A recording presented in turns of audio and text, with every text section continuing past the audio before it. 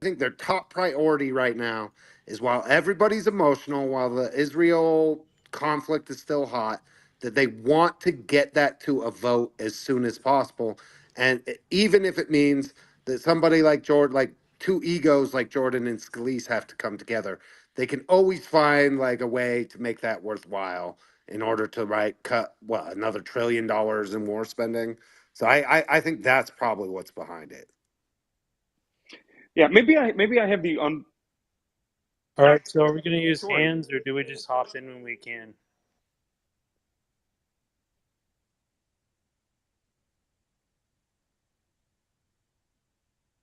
How you doing, Tori? It's been a long time. Yeah, I was there for over a month. So, but yeah, you guys are having a good conversation here. So I want you guys to keep going with it.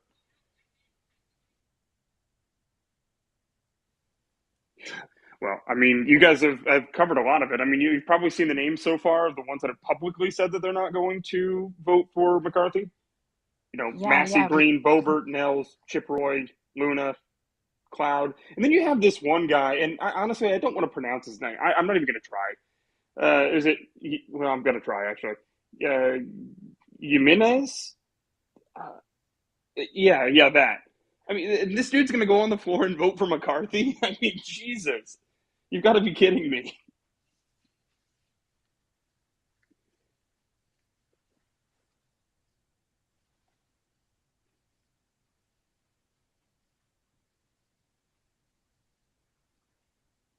Hmm.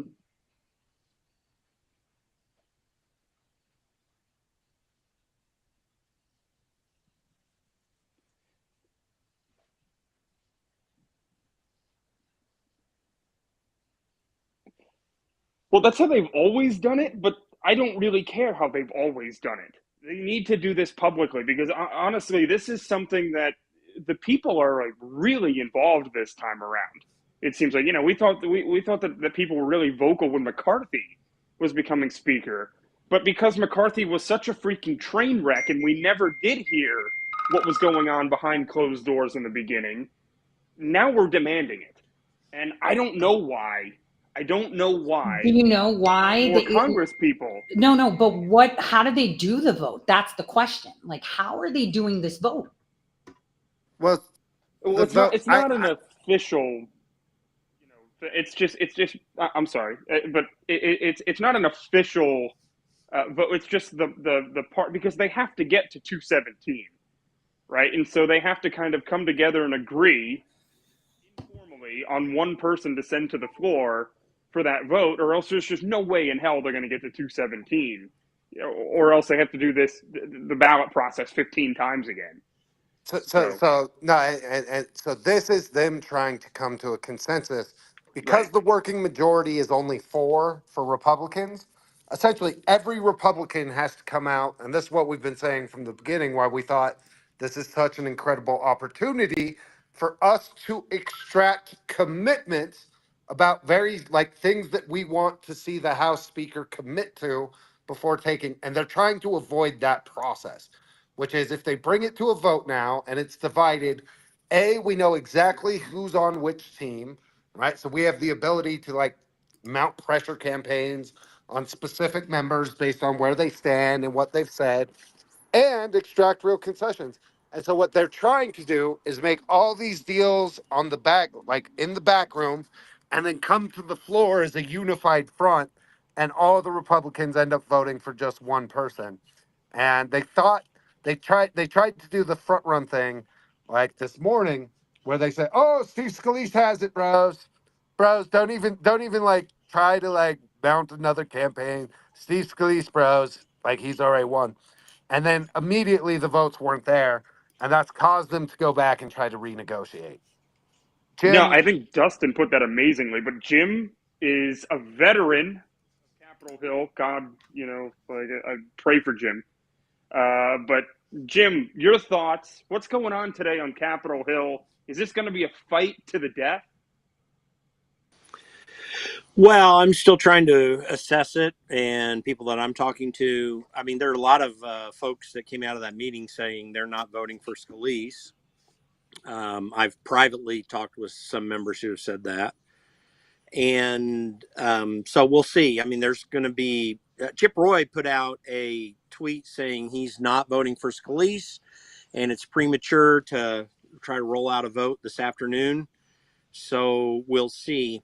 I'll listen more to what folks are saying because I'm curious what everyone's thinking related to a secret vote. But let me just say this: the conference does do this on a regular basis with many things. I'm going to tell you, and not everyone's going to be happy about it.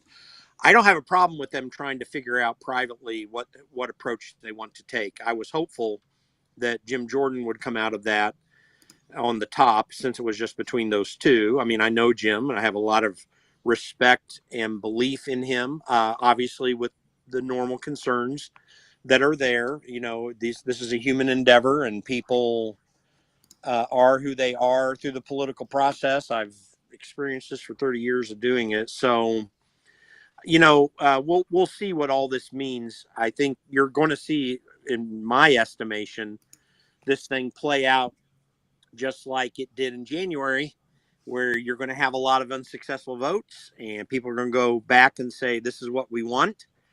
I will tell you, I'm not a big fan of Steve Scalise. He is definitely better than McCarthy by comparison, but that's a relative comparison. I don't know that I would necessarily put him in the good category. What a lot of people don't remember with Steve Scalise, and I don't know if anyone's brought it up here, but I will. So in 2013, when I was still working on Capitol Hill, the Republican Study Committee had been headed up by Jim Jordan. Jim had been a great friend to all the heroes that were there then, some of whom still remain and are heroes. He had been a real help. When he had naturally rolled off the Republican Study Committee chairmanship, there was a conservative who was brought up to and endorsed by the members of Republican Study Committee who were the founders of it way back in the day when it was the House Freedom Caucus of the 1980s and 90s, by the way. And there was a leadership move by Boehner to get a lot of inactive Republican Study members, about 30 to 40 of them who were loyal to Boehner. They came in to vote, and Steve Scalise was put up as the Boehner choice, and Steve Scalise took over the Republican Study Committee. He ended up firing my very good friend Paul Teller, who had been for more than a decade the executive director of Republican Study Committee. He had him fired because he was a very conservative. We remain friends to this day. I think he's fantastic. And that was a real takeover by John Boehner. Republican Study Committee, for the most part, has not been very effective since, although it's had its ups and downs. But, Scalise was the leadership guy for that move back in 2013. I thought it was a rancid move by leadership, and Scalise was behind it. So, can he be better? Yeah, Scalise is definitely more conservative than McCarthy, but he also is the friend of the establishment folks that are there. So we'll see how that plays out. I wouldn't be very excited, but just watch for a battle that will still be taking place. And I think you're going to have similar resolve if I had to guess. Hey, Jim, can I ask you a question? So the whole secret ballot thing with Scalise, like, is that for the whole House secret ballot or just the GOP? No. It's always a wide open vote for speaker. And you go through the process of everyone verbally giving their vote. No. I mean, is it everyone, Democrats and Republicans? Oh, yeah. The secrecy of this ballot was that the Republican conference was meeting to determine if they could come out with a consensus choice. And so the Democrats do their things privately in their conference. Republicans do as well. It's a strategy session, I guess, in effect. It does not determine who the speaker is unless they were able to come out with a consensus, which they have not. But it determines who are the leading candidates, right? Or who the candidate is that they're putting up, right? Well, who they're leading candidate is determined on the floor in the vote. The consensus candidate in the Republican conference is what's determined in those private meetings, like the one they had today. Okay, so the private meeting they had today is like, who are we putting up? Jim Jordan and Scalise. I guess, after they had all these negotiations of names. Yeah, Okay. they were Why is determining if that secret, and why is that okay to be secret? Because, you know, Congress represents us. And if they're going to be putting someone up, we should see the discussions as to why they themselves say, my vote of confidence goes to Scalise or mine goes to Jordan because of XYZ. Should we not be privy to that? Because, you know, I think that's really important. You're going to be totally privy to it this afternoon, because it's all going to play out publicly. The only purpose of that meeting is to decide if they could come up with a consensus together. There are conference rules that both Democrats and Republicans have, and this is why you heard about Chip Roy putting up a rule change in the Republican conference to say that they would not put out anyone unless they could get 217 votes. He had attempted to change that conference rule. The Republicans and the Democrats have conference rules on how they go through things. The rule, this is what's very Who makes positive. the rules? Oh, hold on. These are not rules of the House of Representatives. These are rules of the Republicans as they caucus together. So the positive of this thing is that the Republican conference rule says whoever wins the majority is who everyone ought to vote for.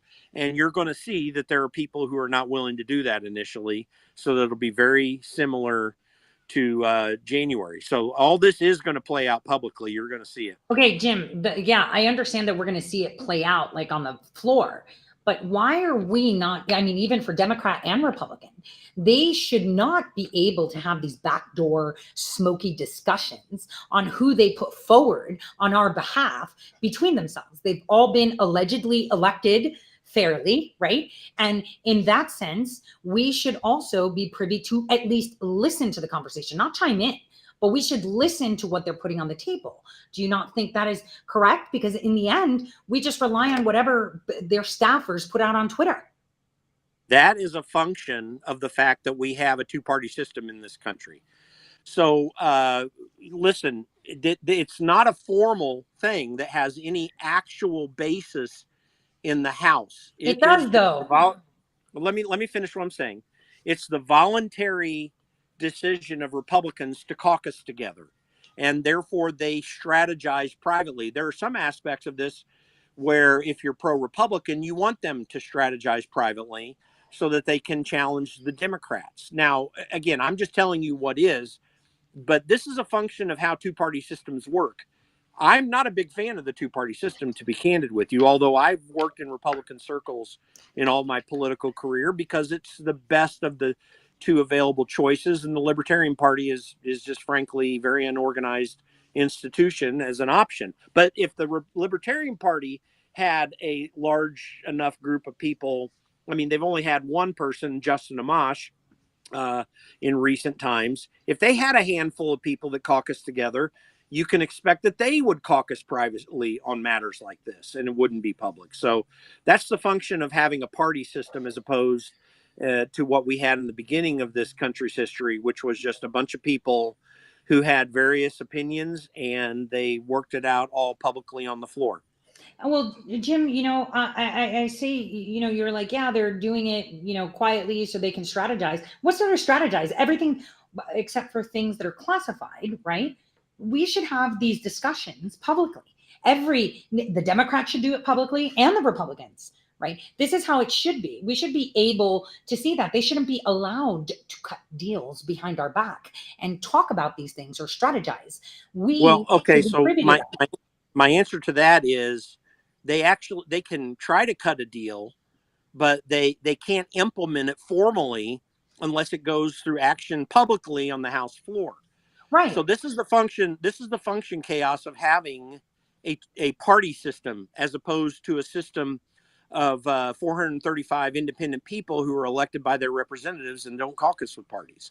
That's the function of a party system. Like it or not, good or bad, there's no legal reason that they have to do that publicly because they have a party system. Now, there are states like Colorado where I've done a lot of work, but there are a few others too that have legal rules where any elected representatives who have a meeting, it must be an open meeting.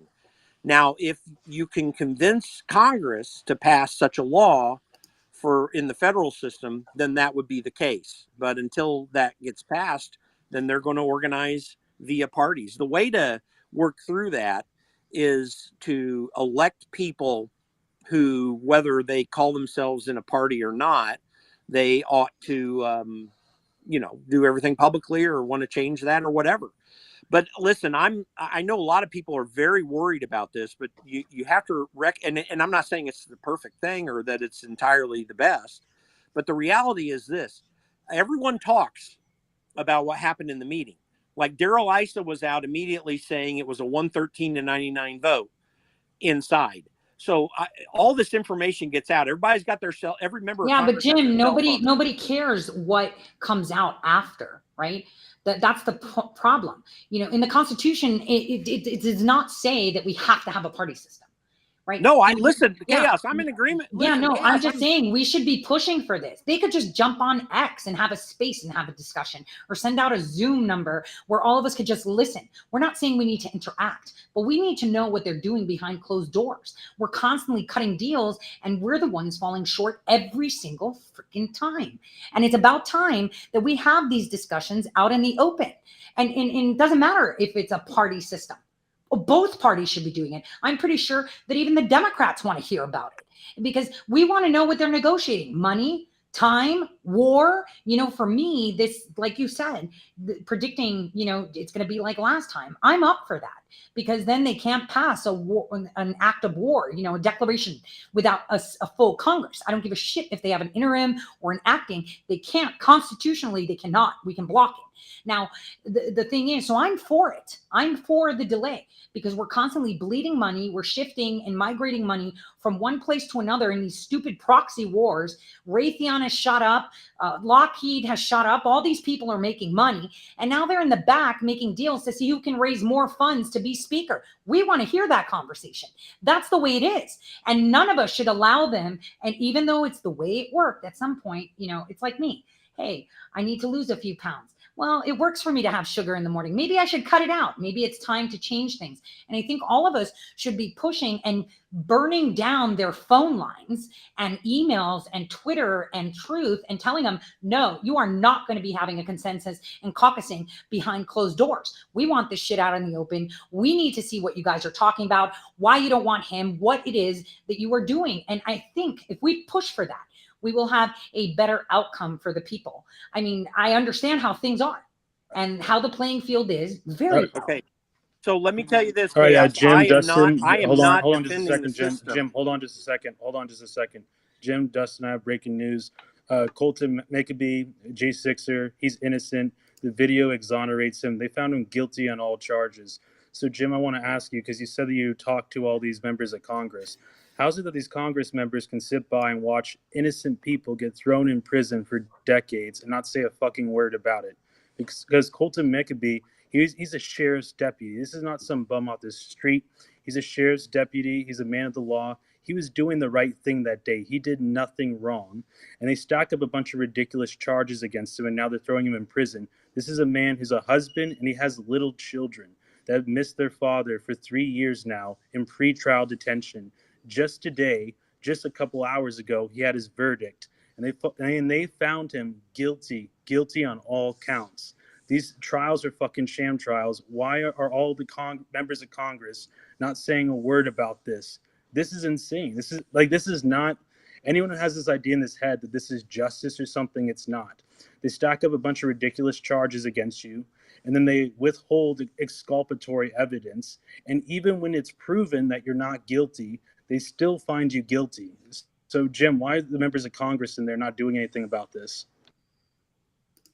Well, listen, this gets to the heart of the debate, which is and I think this is where the frustration is. And welcome, everybody. We're tracking what's happening in the House with Kevin McCarthy has been deposed as Speaker of the House. And today they gave themselves an entire week to try to sort it out. And yet they don't have Jack Diddley, and it's still in chaos. I think there's no surprise there. So where that leaves us is, what do we want to get as far as commitments from a new speaker? right? Dustin, What can was I just say something 1 second? Because we redirected the conversation so we could just close what Philip just said. Philip, there are 3 people in Congress that are working on the J6 thing. I have a massive documentary that I put together. Documentary, I mean, I documented all the evidence. And it's a painful process. I just wanted to say that. So there are many of them that are looking, not many, Well, 3. yeah, with all due respect, Chaos, I've been hearing that for a long, No, long no, no, time. no, no. But yeah, but Well, I've been to hold on, DC. I'm Chaos, just telling Chaos, you. Chaos, hold on. I'm fucking tired of hearing that shit. Friends and family members are getting thrown in prison for a long time that do not belong in prison. These members of Congress should be on the House floor going ballistic about this shit. you They're know what? not, Philip. That's what I'm Nope. telling you. They're not, because it's Okay, bigger this than is what not. you think We're it is. not We're not derailing, doing this. right? Yeah, Like we let's have focus. very specific missions here. I understand the passion, but like we're not diving into that side tangent argument just yet. We could talk about it when we like lay out what commitments we want. So, right, like That could be a commitment. no, it 100% is a commitment, and I Has to be. understand the frustration, right? But like we need to like rein this in and focus on like just the topic at hand. Like I need you guys to please like participate and help us with that, right? I understand, right, that there's breaking news and you want to talk about it, but we've got to take like just a Hey, I've minute. got a real Well, no, relevant Dustin, it's part of question. it, Hold though. on, It's part Philip. of it. Phil, Guys, come I had on. You all know better than that.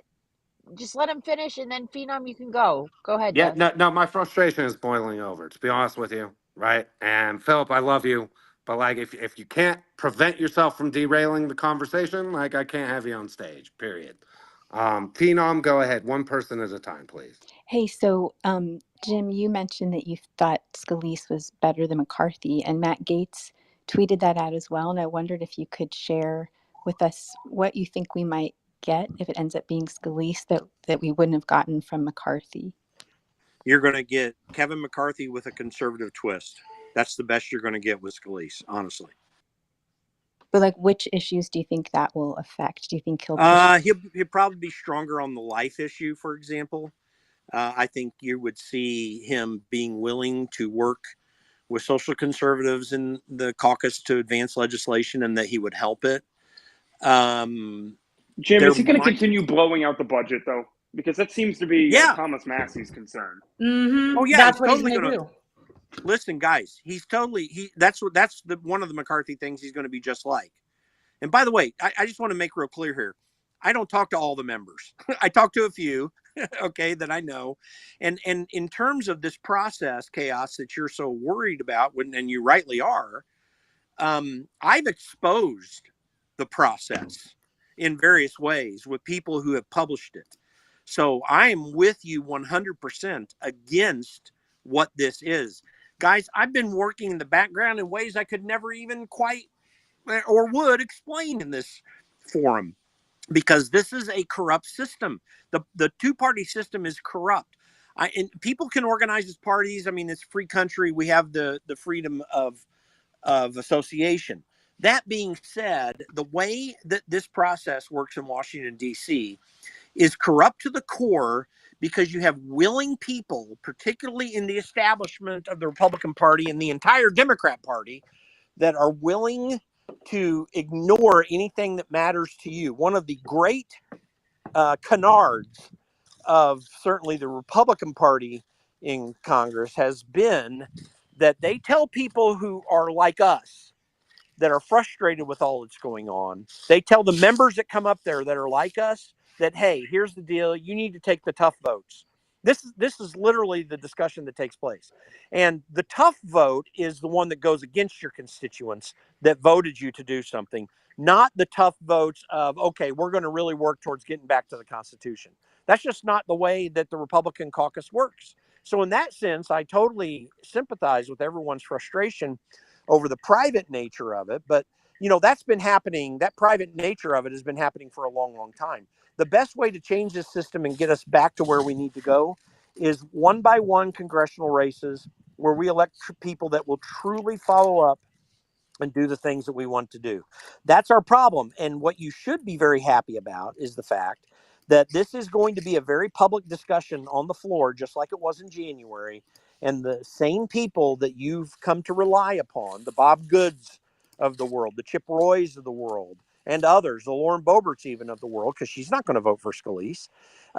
You're going to see the people that you've come to rely upon, even if you have slight disagreements with them, Jim, standing up why for did you. she vote in favor of McCarthy, though? That's one of my biggest concerns about Lauren Oh, we Boebert. know, Nick. We know. What's it Oh called? no.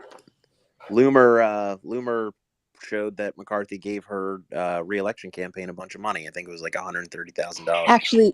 Actually, though, if you look at that PAC, they gave to Anna Paulina Luna. They gave to several like firebrands as well. So that was a little bit of editing there. His PAC gave to several races. Yeah, you're not going to see me standing up for Laura Loomer on that issue. I know Lauren Boebert, and she made stupid mistakes that got her in trouble recently.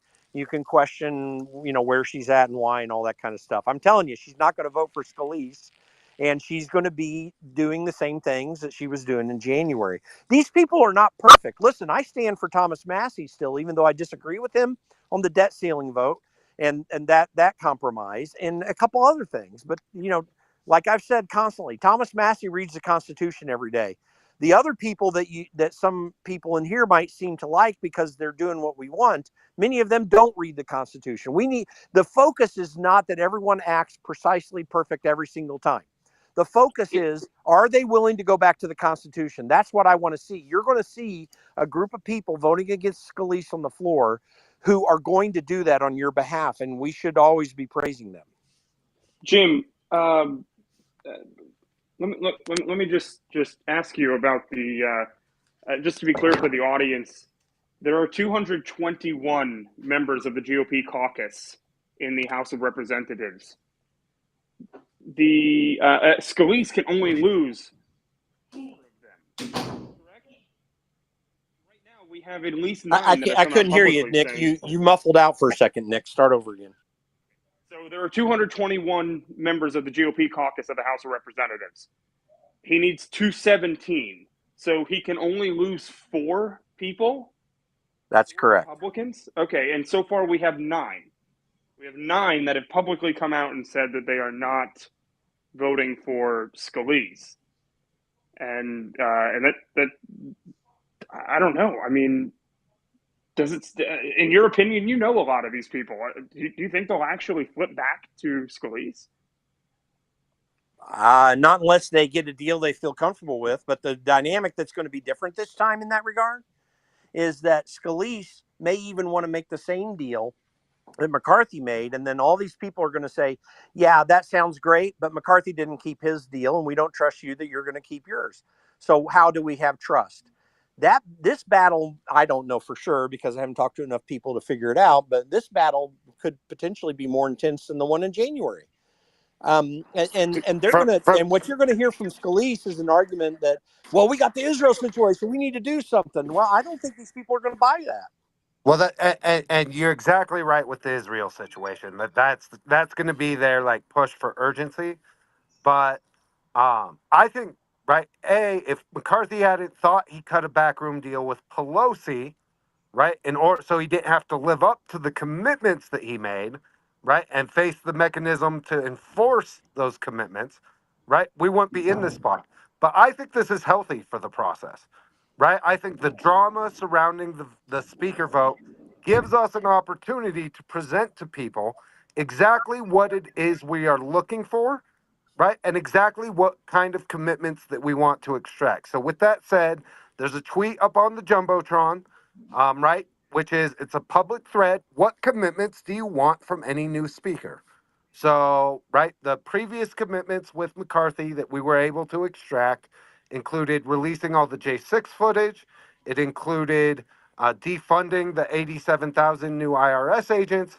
It included vote on term limits and it single issue bills, and then the enforcement mechanism. So if you guys want to respond to that, our team will compile a list and put that out like as a single list of like all the potential things that we're looking for as far as what do we want from a speaker? What specifically, what kind of commitments are we trying to get out of these public negotiations?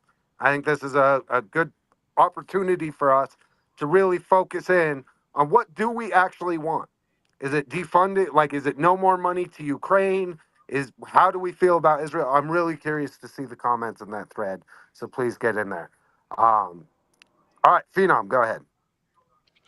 Does anyone know, like Jim or Nick, has anyone talked to anyone that knows what Scalise's viewpoint is on the rule to vacate, if that rule would be changed? And do we know where the differences are between the obvious things that we want, like, for instance, the defunding of the weaponization against President Trump, so basically Jack Smith's office? Those are, I guess, my main concerns. So first of all, Scalise is going to want to, as the largest part of his constituency of 113 people are going to want to get rid of the motion to vacate. That is the word all around Washington. Everyone's mad about it. I can tell you this. I feel 99.9% convinced that no one's going to budge on that, that are going to be voting against him. That is going to be a minimum requirement. So To we'll keep see how that, that. you mean? What I mean is that the 9 or 11 more, 20, you might have the same 20 people voting against him. But whatever that group is that keeps him from getting to 218, I would be shocked if they allowed a change in the motion to vacate. I think that's a foregone conclusion. No, Jim, didn't we have that until Pelosi changed it? So why would so many Republicans act like it's so egregious? Well, because of what Mitch McConnell said. Listen, you've got a group of Republicans, and this goes back to what I said earlier. You've got a group of Republicans that literally hate having to be accountable to anything. They want to continue to do the spending. They want to get for example, they want to get all the military money, and they want everything else that they have. The deal for a couple decades now has been, okay, Democrats, you can have your welfare spending as long as we get our military spending. This is a big argument in D.C. constantly. So they're going to want to do that. They also love meeting the needs of their special lobbyist friends. And I've said many times, I'm not against lobbying. I don't think lobbying is illegal or wrong. The problem is there are a group of lobbyists that really drive what Republicans do. And they're pretty rancid in their approach. Like, they'll give up everything just to make sure they get theirs. It's a very corporatist approach. There are other lobbyists that are just trying to protect corporations or industries that, and that's their right. And I think it's actually Jim, could you give us constitutional. an example of what, like what a lobbyist actually says? Like, I think that would be so fascinating. Like what do they say? Like, listen, pal, or are they more subtle? That would be No, fascinating to no, know. your standard lobbyist comes into an office, and I met with hundreds of them. And they're like, hey, listen, there's this thing in your district. We have a facility in your district, or whatever.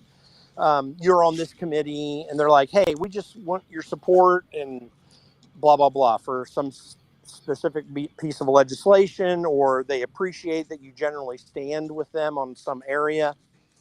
And they talk about it. And most of the discussions that happen in a congressional member's office are about things that, frankly, you would even agree with. I mean, most of those conversations. Where this gets different is that there are a group of lobbyists.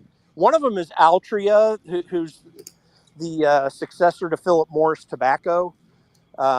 They, for example, they get a lot of money in. They've coordinated typically with the Speaker of the House to make sure that they drive in a lot of money into the NRCC, into the Republican National Committee. So it's maybe 20%. I mean, I'm guessing, I'm putting my thumb in the air to say this, 20-30% that are of this more rancid sort that want to drive what goes on in general because it generally gives them special benefits. The banking lobby is kind of like this. The small banking, the lobby that represents the small banks, they get shut out of the discussion all the time. But the American Bankers Association, which kind of half represents small banks, but mostly represents the big banks, they get a lot of special things. Like, I mean, so it's kind of a gray area. But most of those discussions are just, hey, we got something in your district and it's good for your people and you have employees there. Can you But help that's not us what a on this? defense lobbyist would do. I'm talking about like the big dogs. Yeah, well, that's what I'm talking about. Like The APAC? defense lobby is kind of like that. For example, Boeing and General Electric falls in this category typically. So yeah, the defense lobby is just the military industrial complex, and they definitely drive a large portion of it, and they will gang up together. Even though they have separate specific instances, they gang up together to push for certain things. So, and the thing that they do is they get two big things. I'll just use the military industrial complex. So they get two big things in lobbying. The one thing they get is specific projects that are written into the appropriations. That's one thing that they get. The second thing they get is a general big number over the top of all defense spending. So, right now it's almost $900 billion for defense. They fight for that number too, because they know along the way that they're still going to get appropriations that they can fight for. Those are the ones that really matter. The banking industry is this way too, with House Ways and Means Committee. And with the bank, of a mix, and sometimes it's okay, and sometimes it's really bad. And that's the challenge that we have, is breaking the interest from we want our special cutout to just don't harm our industry.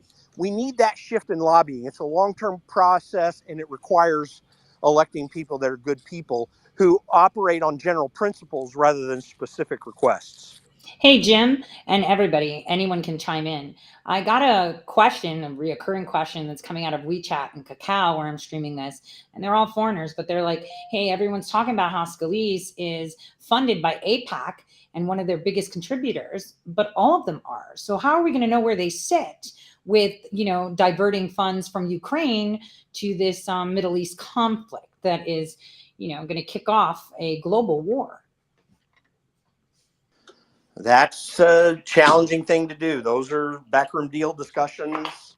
By the way, I don't think we need to divert any money from Ukraine into Israel. I think we just need to support Israel at the rate that we do now. What? Or help them, kind of be able to refill what's being used with a slight run up. But diverting Ukraine money over to Israel, no, we just need to get rid of the Ukraine money, period, in my opinion. How do we get rid of all the money and not involve ourselves in other people's wars and be there to collect the pieces when they're rebuilding?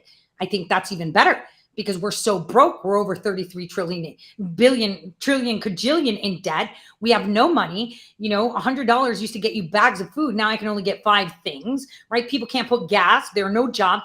I mean, we shouldn't have any of it. We should be like, yo, you guys are fighting, and that's great. And the difficulty with war is, if you look at all of the European countries that were world powers after World War II, they lost a lot of their influence and their money because wars are so expensive. So that's why you get countries like China, for example, that stay neutral and are able to gain economically as a result of being on the outside, rather than involving yourself in a conflict that is going to be so expensive that it completely reshapes your economy. I agree. I mean, look at the money that, the African population right now, Burkina Faso and all of them, they're not taking any money from the United States or France. They said, take it. We'll deal with our generational wars alone. And, this is a big problem, because they're dragging a lot of people in, because they're our ally. Maybe we should just stay out of it and let them deal with it. Well, one way to answer your question that was directed at me more fully.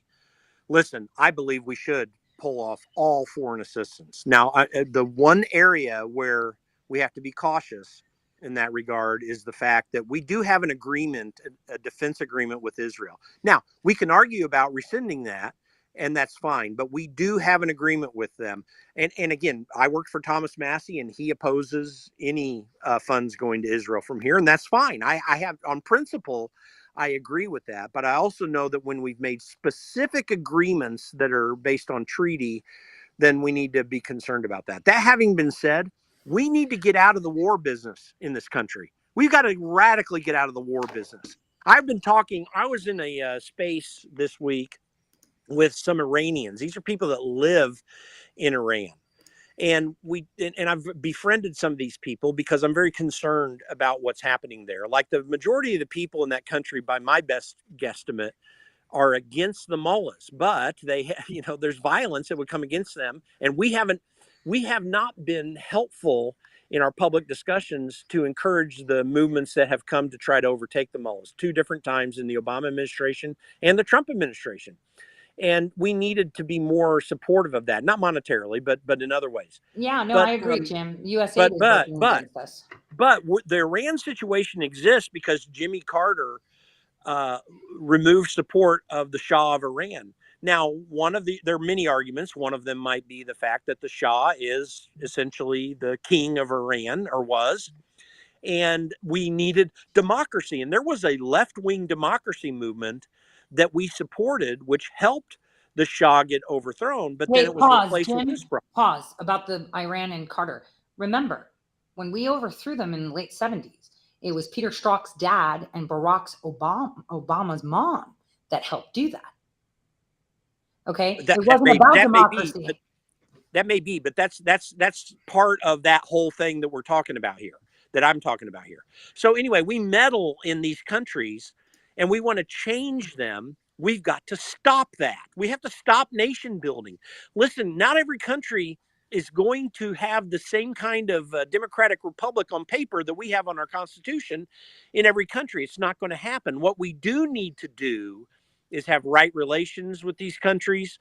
We do not need to endorse their bad means of governing, but we also do not need to either facilitate others overthrowing countries or doing it ourselves. And we got to get out of that business. And the difficulty with getting involved in other countries too is that unless you know exactly the demographic makeup of that country, you don't know what effect your intervention is going to have, because you might get there and there might be different, you know, like religions, different customs, cultures, groups, etc. And you're trying to implant something there, but some of the cultures there don't agree with that at all. And there are certain instances where this is taking place. I'm not going to name them, but I'm sure if you're aware of current affairs and history, you'll know exactly what I'm talking about.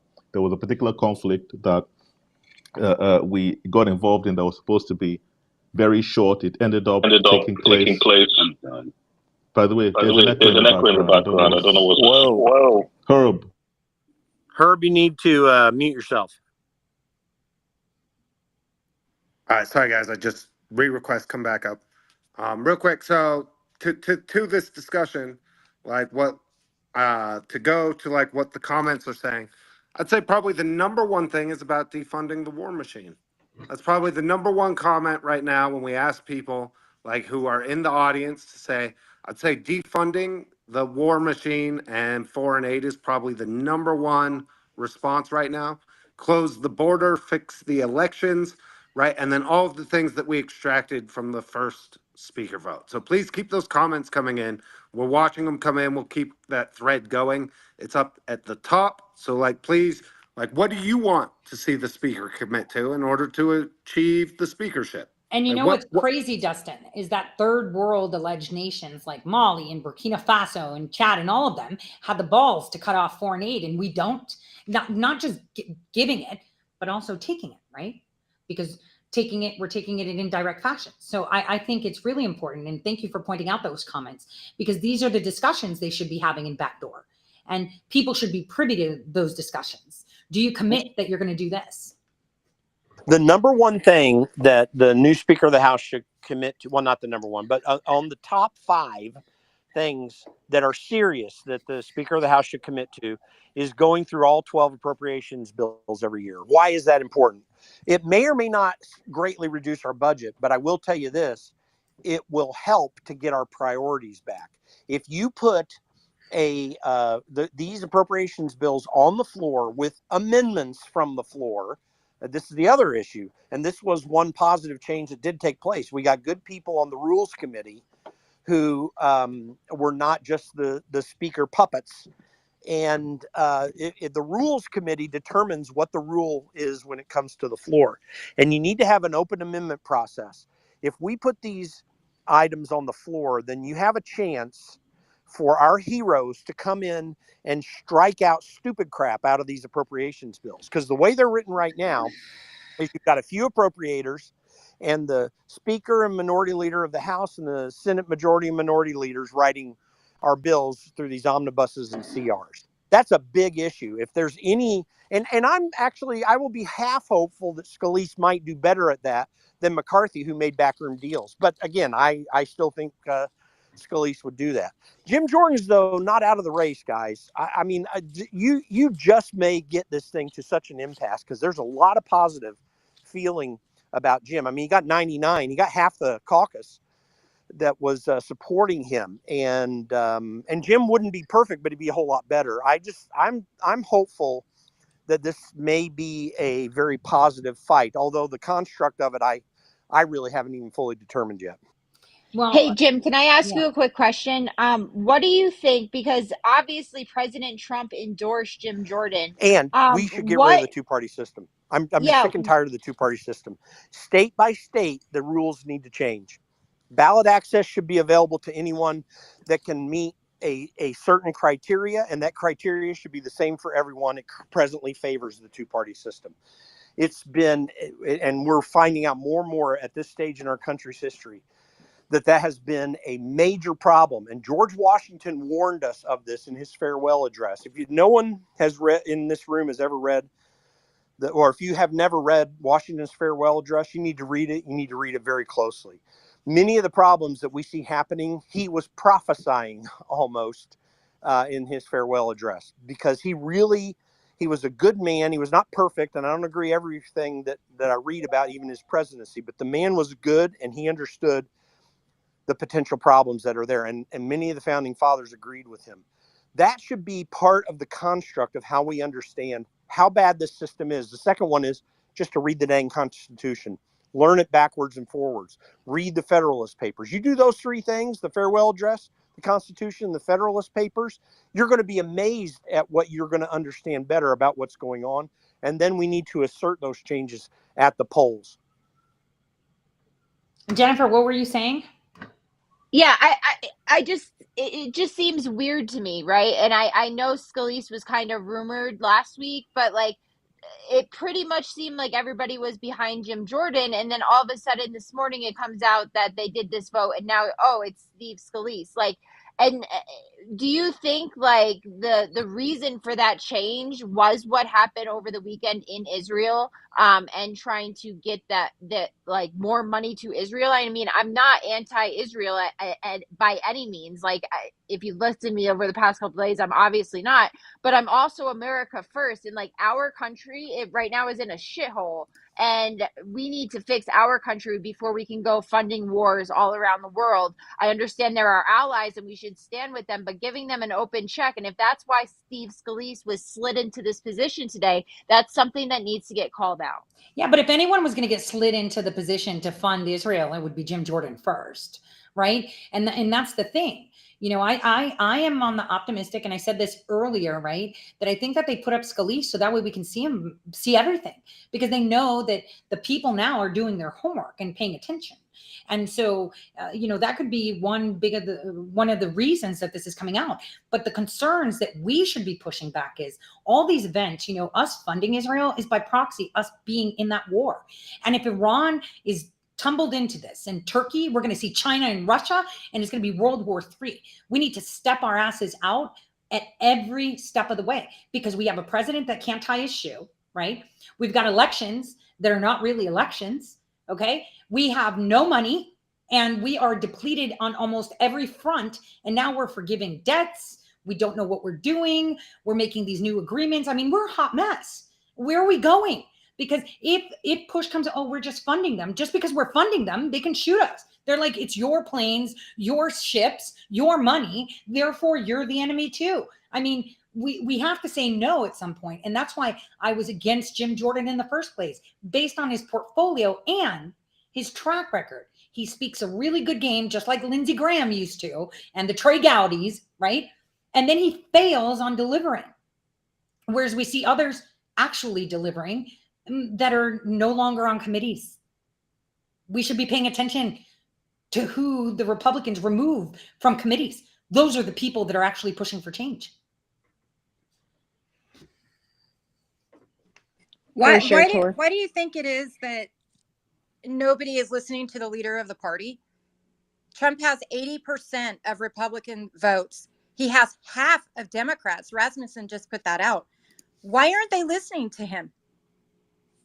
Because they don't really care about the future of the party. They're trying to move us into, I mean, look, we talked for hours last night about the United Nations Global Compact for Migration that Obama had us in, Trump took us out of, we're in it again. They're not looking for, they don't want a bunch of sovereign nations with a bunch of populist, patriotic individuals and voters. That's what President Trump said when he addressed the United Nations. Look, Iran has 20% of the world's liquid natural gas. So, like, they're not looking at what we want. They're looking at opening Iran as a market for people everywhere, for these businesses, the big, gas and oil investors all over. I mean, Nancy Pelosi's child and John Kerry's child and who else? And Biden's all work in energy industry.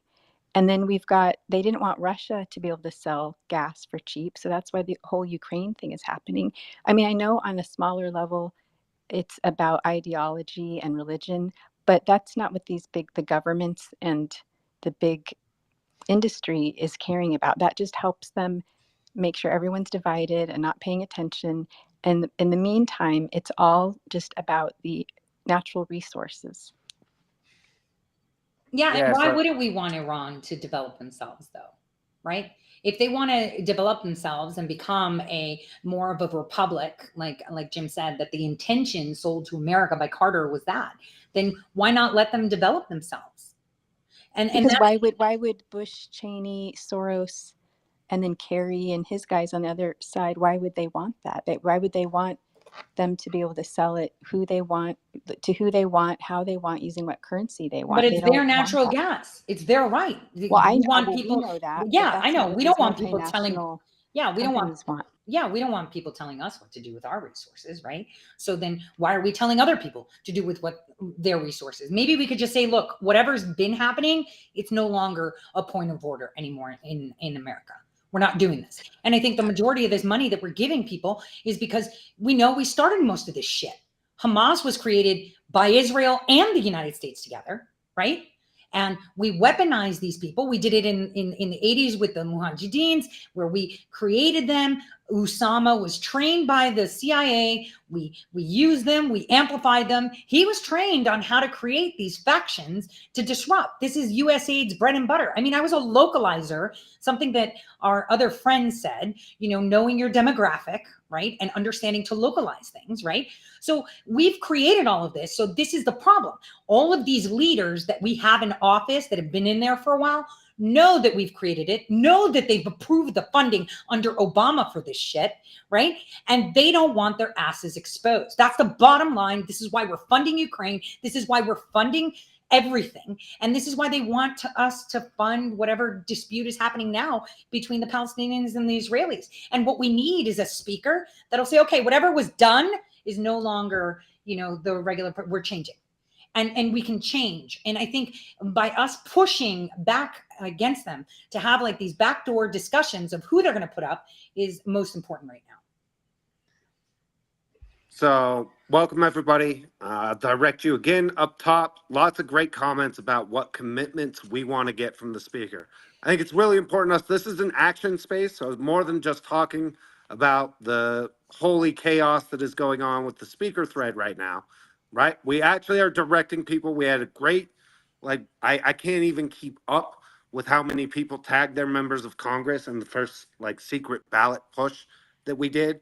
The next big push for us is going to be to compile a list of commitments that we want the speaker to make so that we are presenting a unified message about specifically how we want our Congress to act under whatever new leadership ends up getting put there. And we have the And ability I'll help push that out too. I mean, we can make this big. Yep, that's literally what I was about to suggest. So perfect. So keep those comments coming in. We'll keep it open for another 5 or 10 minutes or so before the team goes through and starts picking it out, and then we'll present just a raw list, and then we'll maybe go through and debate some of those specific items so that we can come to one conclusive list. And that's our messaging, which is the chaos that's happening inside the House right now. What we saw in January was that it presented us the opportunity to extract commitments, even though McCarthy like planned to betray us from the very beginning, right? By cutting the deal with Pelosi. So he never had any intention of releasing all the J6 footage or defunding the 87,000 new IRS agents or bringing a speak, right? He never had any intention of doing any of that, right? However, at least we were able to put that out into the public discourse and extract the commitments, even though he planned to betray us. But now we know that he had that plan and now he's gone. And Dustin, so don't you think they know exactly what we want and don't want? I mean, I think we still should put it out there, but they don't seem to really care what we don't want. I understand that feeling. However, it's the part of the Yeah. problem is that we don't have unified messaging, right? Which is if you look at even the thread right now, it's like blah, blah, blah. Some people want to defund the wars, and some people's biggest issue is close the border, and they use that like as a method to like just keep us distracted and give us nothing. Which is if we come up with a list of 5 to 10 things, right, that we are absolutely and fully committed to, and everybody stays on message, like then we have the ability to extract real concessions like we did with McCarthy. And I think that's got to be our goal of the space. Yeah, we could call it like the 10 concessions or something like that. And you Well, know if what I we mean? defund Like, the war, we can redirect it to the border, can't we? And we can redirect it to other things that we want, can't we? So that could be like the cheap one to fix everything else.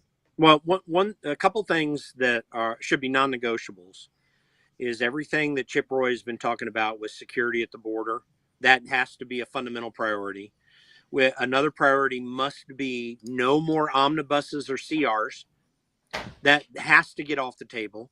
It just, I can't tell you how pissed off I get hearing these idiot Republicans that were so upset about how the September 30th thing was handled when they took 6 weeks off, and then they said, how it's always a loser to do this. Well, I'll tell you who the losers are is all of us, because when in the last major budget battle or government shutdown battle that we had in 2013, I was in Congress working then and as a chief of staff, and we were $17 trillion in debt. We're $33 trillion now. We're printing money like crazy. And by the way, Republicans won seats, gained seats the year after that, but they say we lost so much. No, what we're losing is not your Republican priorities. What we're losing is our country. So anyway, the getting to 12 appropriations bills at a minimum.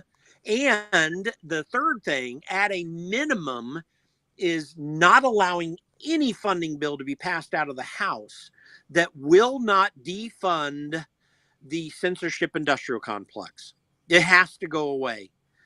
Those three at a minimum. There might be some others we can talk about, but if we could focus on those three and then stick firmly with them, not only would the next Speaker of the House be considered one of the greatest ever, whether he deserves it or not, we would get good things done for the country. Those are minimums, in my opinion. So Jim, I'm gonna request that you go drop those as a response because I couldn't agree more, especially around the censorship industrial complex, right? No more money to the Foreign Malign Influence Center. No more money to the Stanford Internet Observatory, CISA. right?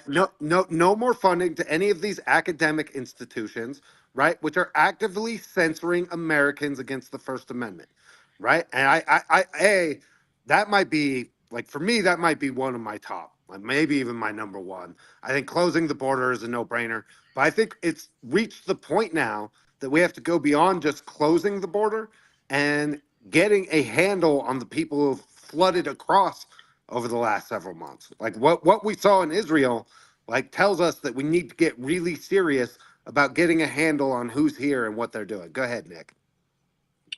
Jim, I just wanted to ask you, do you believe in the whole uniparty thing?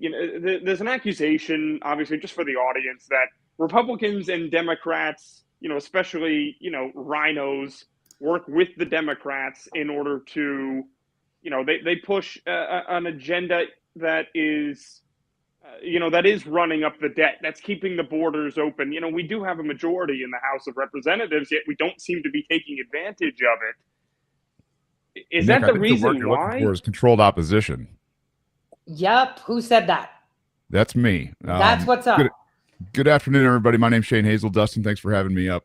Hey, I think you guys are dancing around a lot of what's going on, and I don't want to be the guy that comes in and kills the party, but this is all about money. And if you don't separate money and state, you're really kind of you're in a hopeless situation. Jefferson was one of those really brilliant guys on this. He said, and I sincerely believe with you that the banking establishment are more dangerous than standing armies, and that the principles of spending money to be paid by posterity under the name of funding is but swindling futility on large scale. This is the heart of the problem. What you're seeing is an empire of a banking structure becoming undone right now in a debt spiral. If you don't understand the difference between Keynesian economics and Austrian economics, this is something you should really look into. The Mises Institute over in Alabama has a lot of this stuff for free, but this is the basis of your foundation. In a Keynesian society or in a Keynesian economy, you have to spend more money, and you have to spend more money faster over time.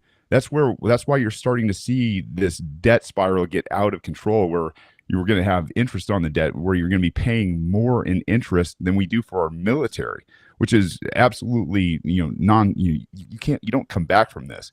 What you're What are we seeing at, around 700 billion now? What?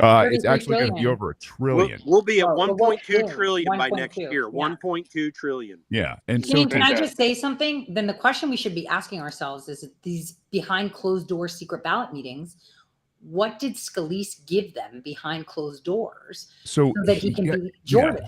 Yeah. Here's what you have to understand is the people who print money out of thin air, the Federal Reserve, there's banking cabals all over the earth. And that's kind of what's going on in the front with Ukraine and Russia, which nobody will actually talk about.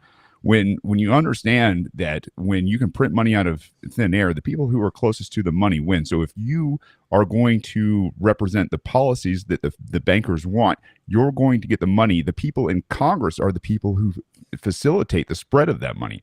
So when they say, hey, we're gonna have $7 trillion in bailouts, well, guess who that's going to? That's going to anybody that Congress wants to have it. So how are they going to get it? They're going to get it from industry, who they're going to appropriate it for. And then it's a self-licking evil shit ice cream cone where these guys will get anything that they need in terms of re-election to go back. So don't for one second think that Congress actually works for you. And as a guy who's run for Congress, Shane, I'm really glad that you brought that point up. And that's why the hardliners in the Republican Party who don't take super PAC money are the ones behind the scenes trying to right the ship. Okay, because I've been watching C-SPAN since Nancy Pelosi allowed cameras back in there, but I follow this intently. This is like my new sports ball. I've seen people like Victoria Spartz announce that she's not going to run again. This is her last term. She is going 110% in her term, and she's doing everything she can. You see guys like Byron Donalds. There's guys like Eli Crane. There is a new day in the Republican Party that's happening that is specifically addressing that money issue. And can I just say something on the money issue? So last week I was in DC, right? The week before last. And there was a massive conference at the hotel that I picked specifically for that, which were the bankers getting together. There were members of Senate and Congress there. I took all the nice pictures. I even saw them set up the whole setup of who was there, chief banking system, small business banking, you name the committee, they were there.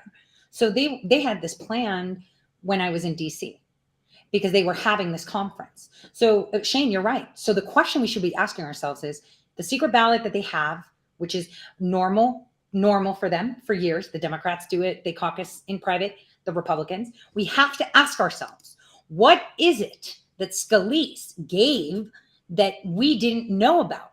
Is it the McCarthy rules? Is it, the McCarthy rule that he wants, how McConnell said, oh, we can't loom that over of removing him? Is it banking? Because we know Scalise is very filled in his pockets, but so is Jordan. Let's not omit that.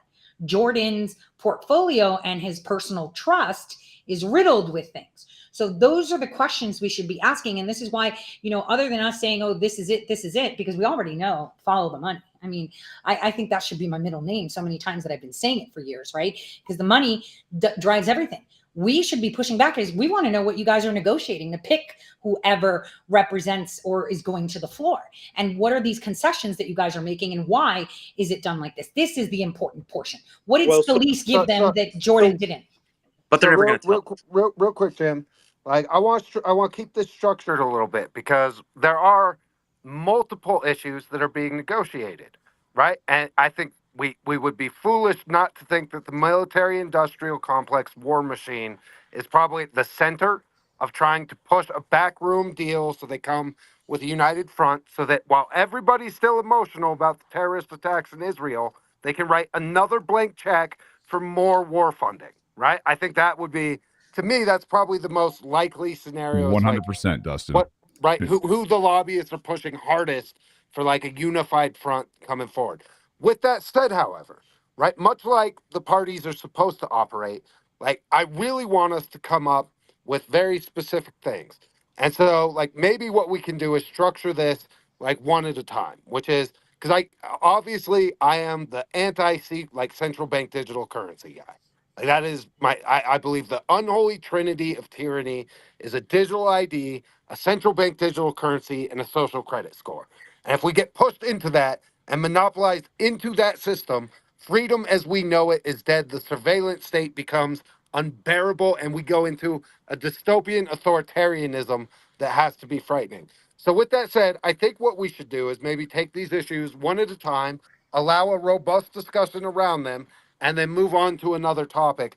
And that's what's going to end up getting put in what is our platform, right? Which is the things that we want from the speaker is around, right, defunding the censorship industrial complex, refusing central bank digital currency, and restoring currency like sanity. I don't even know how Hey, else to put it. We can help Dustin, to your point, there's a great quote out there by Buckminster Fuller. It says, "You never change things by fighting the existing reality.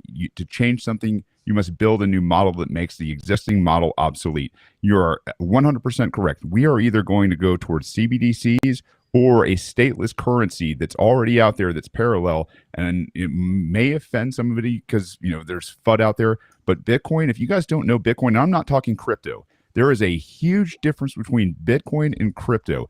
You need to learn Bitcoin. There are a ton of things out there. This isn't a Bitcoin space. Sorry. I'm not saying it is. Jen. What I'm saying He's is on point with it. that's the exit. If you want to take your money out of this system and build something new that they can't touch in terms of a money that's going to have more purchasing power over time. Wait, stop. What do you mean they can't touch? Didn't they just hijack a bunch of wallets that they said were Hamas's? If they stored, they said it. But here's if that's on the individual level. That's not on the structural level. If you're storing your keys and nobody has access to those keys, like a lot of these organizations that are small that don't know what they're doing will store their keys on a spreadsheet. They can't take your Bitcoin, and there's a lot of FUD out there about this. The guys at BlackRock and the rest of the institutional investment, they wouldn't be going after Bitcoin right now, trying to get a spot ETF if they didn't think there was value in it. And I'm going to tell you right now, if you're going to laugh at it, that's fine. If you're interested in it, go out there and start to learn it. There's an entire community that's organizing, that's building something completely new that is outside of a fiat system. And if you're looking at gold and everything else, like, just don't look any further than FDR confiscating gold. This is going to debase all of those things. That's the last thing I'll say about it. But they might not be able to take the Bitcoin from you, but the Bitcoin can lose value to where it goes almost to nothing. These cryptocurrencies are very volatile. Dustin, go ahead. To put your money. That's absolutely fun. Shane, stop. Dustin, go ahead. So no, listen, Shane, actually, like, I think we're really simpatico on this, which is my fear though is not that they can take the network down, that they will criminalize the use of it, like we saw with the Restrict Act, where they want to make illegal, right, the use of VPNs or even accessing and participating in any of the alternate systems to their central bank digital currency, which is why we are incredibly active fighting to preserve the network through legislation and legal rulings and filings, right? Like Yeah. So let me tell you No, why Shane, stop. history's not on your Like, do you side not there. know how to use your hand like everybody else? Use I your don't. hand and I stop don't see any interrupting, hands. period. Stop I don't. talking. I Oh well, don't see any there's hands. Okay. And we do have two hands, and Shane, you've added a lot, but I think we're trying to stay more on track with what we can try to get from this instead of giving like an educational thing on Bitcoin. A lot of us here are kind of anti. Oh, go ahead, Dustin. I can manage this, right? Like, so, right? Because again, this is our wheelhouse. This is something like, again, I want people to understand, right? Because Bitcoiners, right, and the decentralized Okay, so the community. reason why Scalise is Why not a why good are people choice. interrupting me? Like, are you effing kidding me? Like, next person gets blocked instead of just removed. I'm just telling you right now. Like, not having it. Right? So, the reason that we have to protect these systems is exactly what Shane was saying, right? Which is there are alternative systems that remove the central powers from, if I want to do business with Nick, right? I don't have to have a bank implant themselves in the middle who answers to a government or answers to an entity that I don't know about. So we're in simpatico on that. But I want to stay focused, right, on exactly what we can extract right now in this fight, which is right now, right? If 5 Republicans refuse to vote for a speaker, right, they can hold out for whatever they want.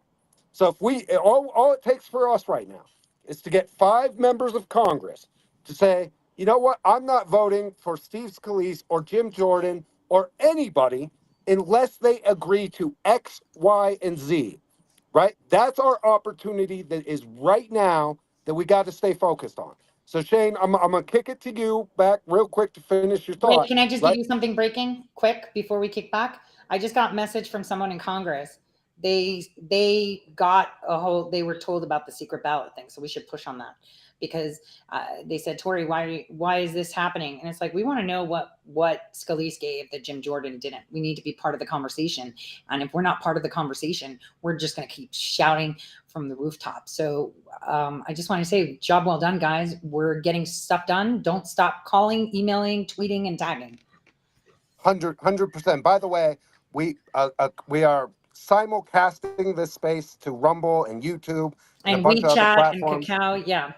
I believe we're over 40,000 total people like listening in real time and participating across all of these different platforms.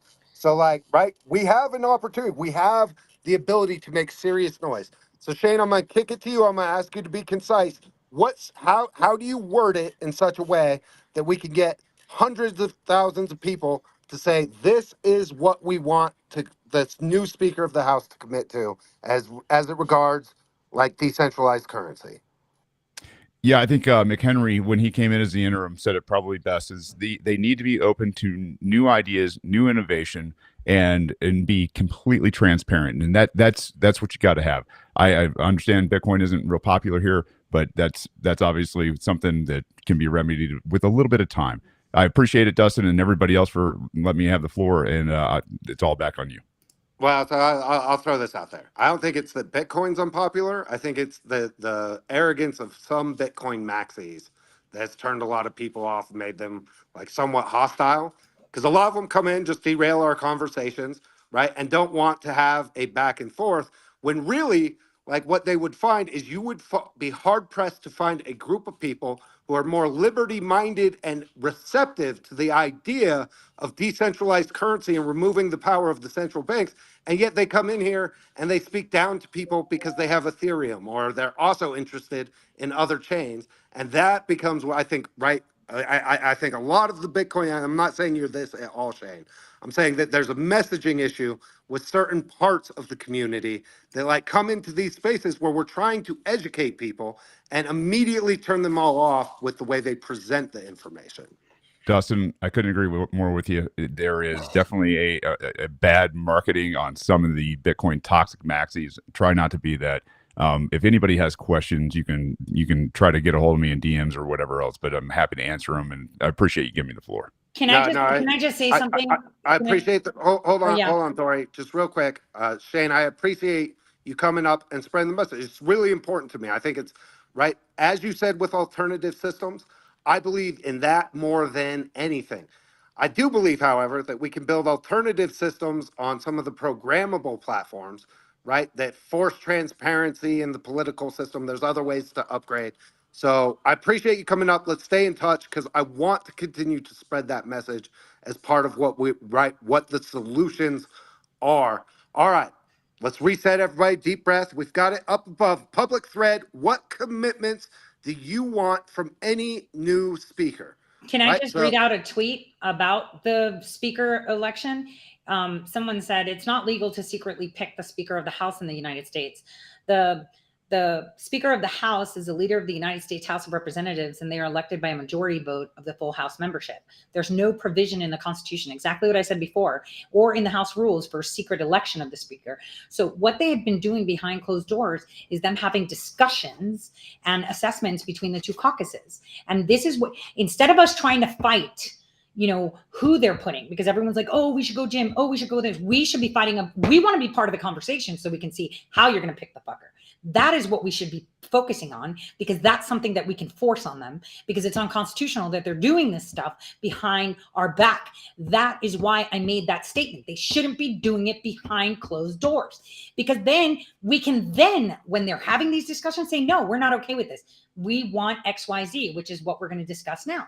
And I think that's the first point of call. We push them, no closed doors. Remember in Ohio, when the GOP elected their nominee and they caucused behind closed doors and everyone was up in arms? Why is everyone not up in arms now?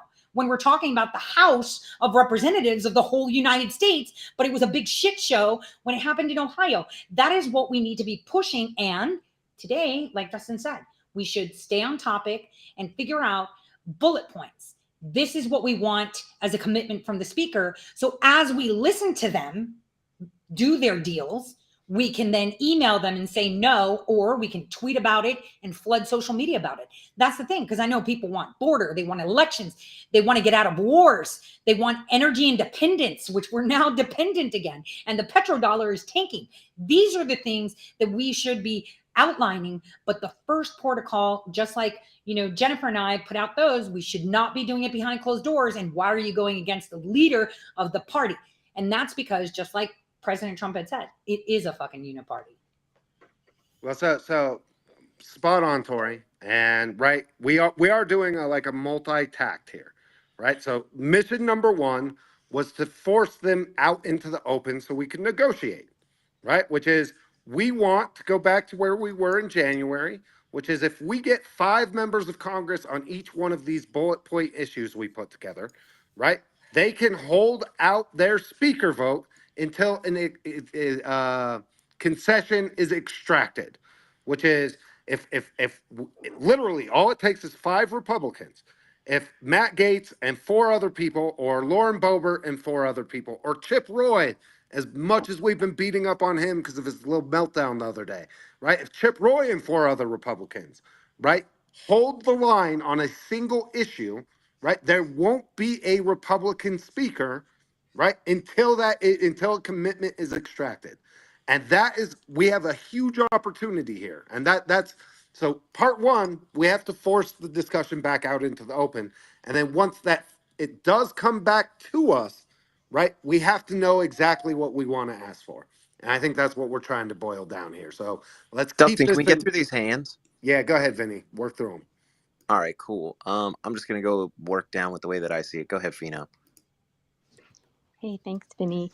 So I think that the reason some of, I think Massey and from what I understand, Chip Roy, their holdout is they want to be sure that Scalise will not allow another omnibus.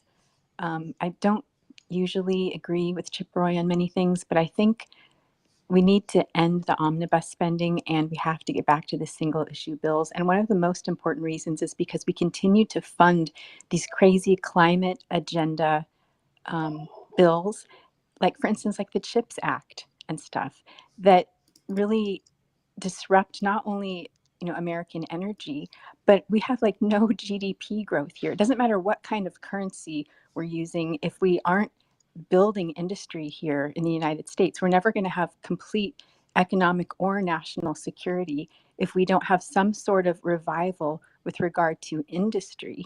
And right now, the only person that's really talking about that is Donald Trump and the other MAGA candidates. So I think that we have to focus on the single issue spending bill so we can stop having all this pork of this crazy climate agenda and the windmills and the solar farms that are so heavily subsidized, and in a free market they would never ever work. So I'd like to hear more conversation from representatives from their communities about how they can pass bills that will build new industry, create more jobs, and so we actually have things to buy and sell that are made in the United States and not just be this completely electronic like whore to the rest of the world that we're just buying and selling what other countries make. No, Great you're point, right. Shannon. Yeah, no, you're right. What's it called? You can't just focus in on the currency. We also have to focus in on the industry and growing those things. So the currency has something to be, moved by. Digital hoard. What did you think of that? I thought it was funny. Now, what's it called? We got a lot of digital whores now. Anyways, real quick, let's go to Adam. You were super patient, got kicked on and off the stage like 400 times. Hey, thanks for having me up. Always a pleasure. Yeah, no, I thought my hand was glitching, so I left the space and rejoined. But this is because, it's been open and back and forth. But that's fine. What I wanted to add was, Dustin, since we're posting this public thread that you have there, and same thing with the one that we did for Jennifer earlier, I would suggest that people go through after a little bit, go through the quotes and like the quoted tweets. So that will help, boost visibility overall on the tweet. Just a suggestion.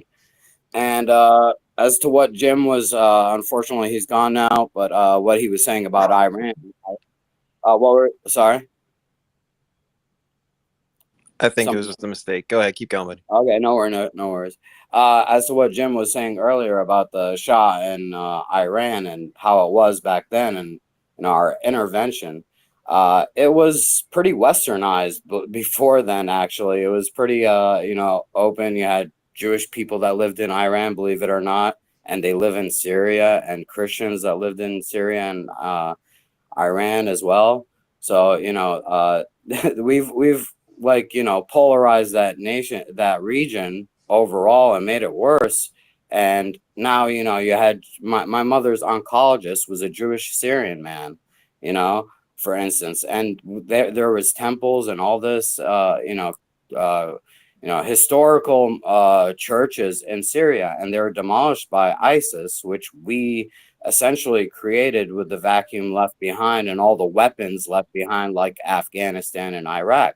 So with Iran, one last thing here, it was BP, Anglo-Iranian oil, because the Shah wanted the oil of his land for his people and his people to profit from it, like as if in America we have oil, we want to profit from our oil on our land, right? As American citizens. So he wanted that for his people. BP, Anglo-Iranian oil, and the CIA said no, and they started this movement, kind of like Antifa and BLM sort of movement with extremists, and they overthrew the Shah and installed some extremist Muslim piece of crap, that oppressed his people, push Sharia law and things like that. So this is our interventions create more polarization in these regions and make them more extremist. Hey, so Adam, I agree with you, but we need to focus on, like Dustin and Jennifer said. No, I just wanted to say that real quick. I'm landing my plane. That's fine. No, that's cool, because you're preaching to the choir to most of us, right?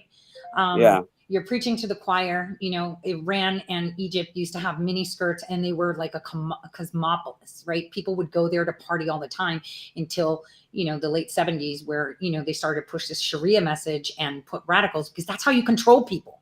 Okay, so the thing is, right now we need to be focusing on, all right, we're pushing for them to be transparent. Now that they get transparent, because we're going to force them to. Right? No more closed doors. That's unconstitutional. Like if I had the bandwidth, I'd be filing lawsuits like a bitch. But what we need to do is what Dustin and Jennifer said. Let's pick out the points that we want, because I don't give a shit who rocks that the gavel, who bangs it. It could be fucking Ilhan Omar. I'm dead serious. I really give zero fucks who bangs it, as long as I get what I want. And what I want as a person is 1, 2, 3, 4, 5. Right? So let's get the 1, 2, 3, 4, 5. Let's have a suggestion of one of them, so that way we can compile it, and then America's mission can put it forward. Do you agree, Dustin? Yeah, I no, love it. I've been thinking about structurally how we make this happen. A poll system, right? But no. So I actually, like, I think that we've got 5 right out of the gate that we can just make happen, right? Like that are going to be. Well, let's discuss them. Go, shoot, Yeah. one. Let's tackle that bitch. Well, I want to clear the hand, right, and get people involved, and right, like, have these discussions, but right, give everybody a chance to talk, and then what we're going to do is we're going to pick an issue, and we're going to start with the border, because that one is very popular, right? And then what we'll do is we'll pick out, like, we'll have everybody email, call, and tweet at their members of Congress who we think are likely to, like, be supportive of the border issue, and just let them know. If 5 of you hold on, guys, sorry. If 5 of you guys hold out, then you can extract a concession, right? And so I think that's the way we'll do it. We'll go one by one, and like we'll take half an hour on each topic and take it that way. I think that's probably the best way to manage it, although I'm open to ideas. That's how I'm thinking about it. Well, can we just start with the war thing? Because I think if we cut the war funding, then we can fund all the rest of the stuff, like the border and stuff. What do you think? I'd love to hear what people say about the war funding and how they believe that we can provide a sound proposal to withdraw, considering that we have memorandums of agreements and memorandums of understanding, which are binding, but they're not legally binding, right? So that's why I think we need to start with something a little bit more, like, less complex, which is the war funding is going to be.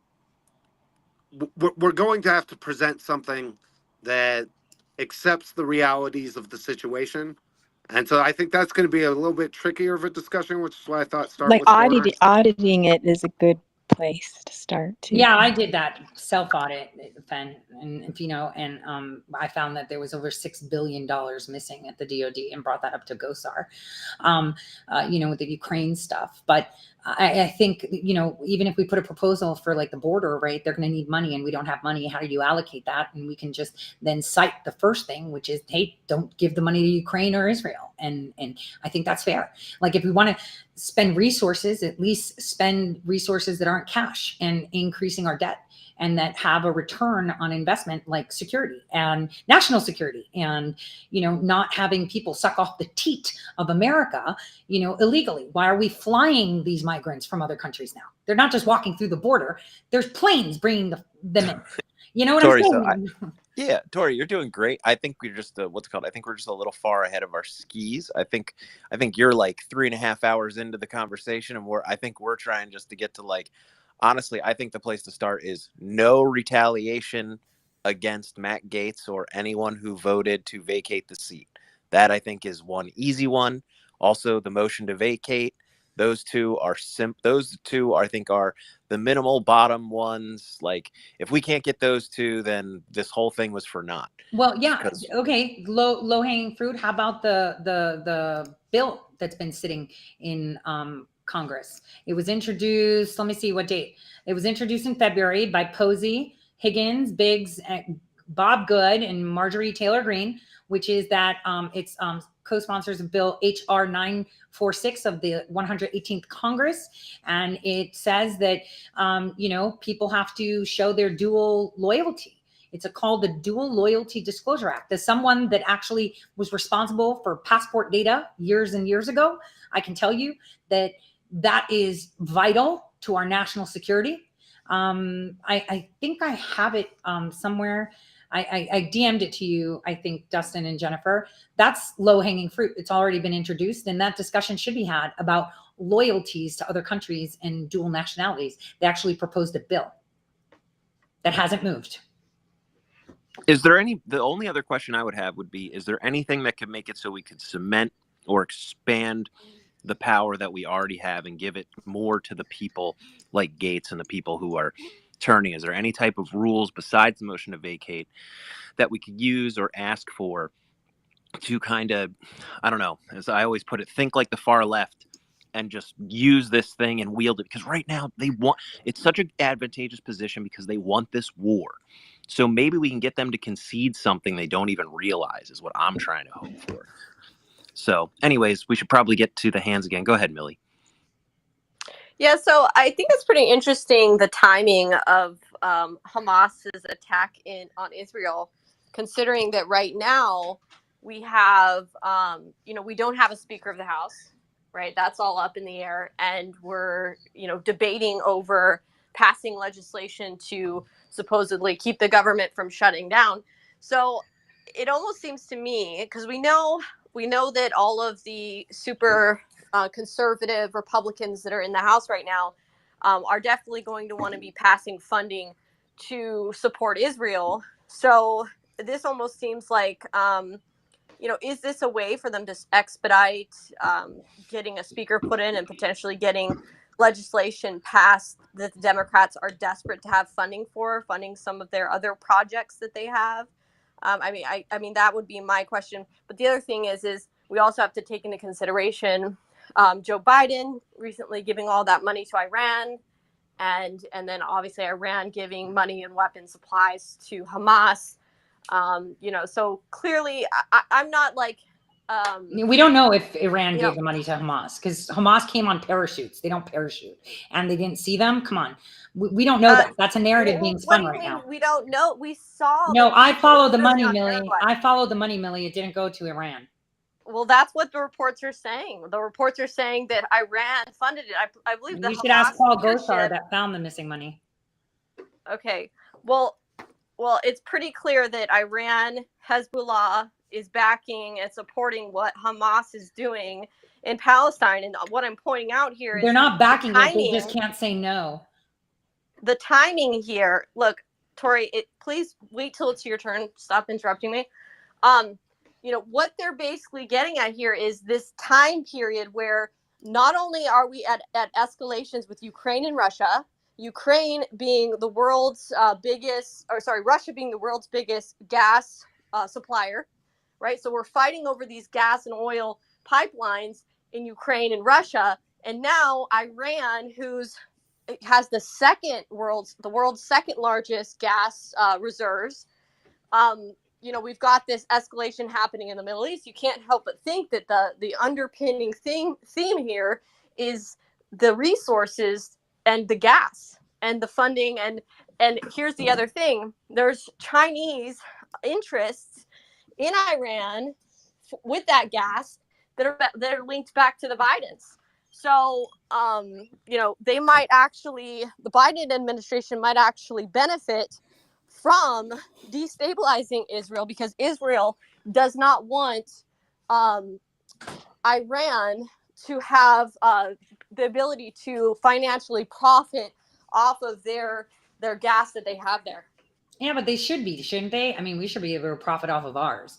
And I think it's just because all if control. They profit, they can bolster their military, potentially get nukes. Some people are saying that they might actually already have nuclear weapons there. Yeah. But that would be a serious that might be a serious threat to Israel if that's the case. I agree, because all the nations surrounding Israel completely dislike Israel, right? Some of them don't even acknowledge it as a nation. I agree. But on the other hand, who are we to tell other countries what to do? I mean, if we watch what happened in Africa, they all said, we have all these resources, why are we poor? And people should be able to develop. And if they're better than us, that's about competition. Why should we have nukes and Israel have nukes, but nobody else? See, unless everybody comes to an agreement, and not one nation says, well, we have them, but we're responsible and you're not. That's not correct. We should be having these difficult conversations right now. And you're right, 100%. That's the way it is. It's to their benefit, because you're watching the left's base promoting, protecting Palestine, which the Gaza Strip has all refugees. they're all sticks and stones. It's people coming in from Lebanon and Syria, you know, that are coming in. The money didn't go to Iran. It went to the PKK. That is what they're saying. So, you know, there's so many distorted reports right now that nobody knows what's going on. So what we have to focus on is just like what Dustin said. We got to focus on the things that we can fix. And that's a really good point.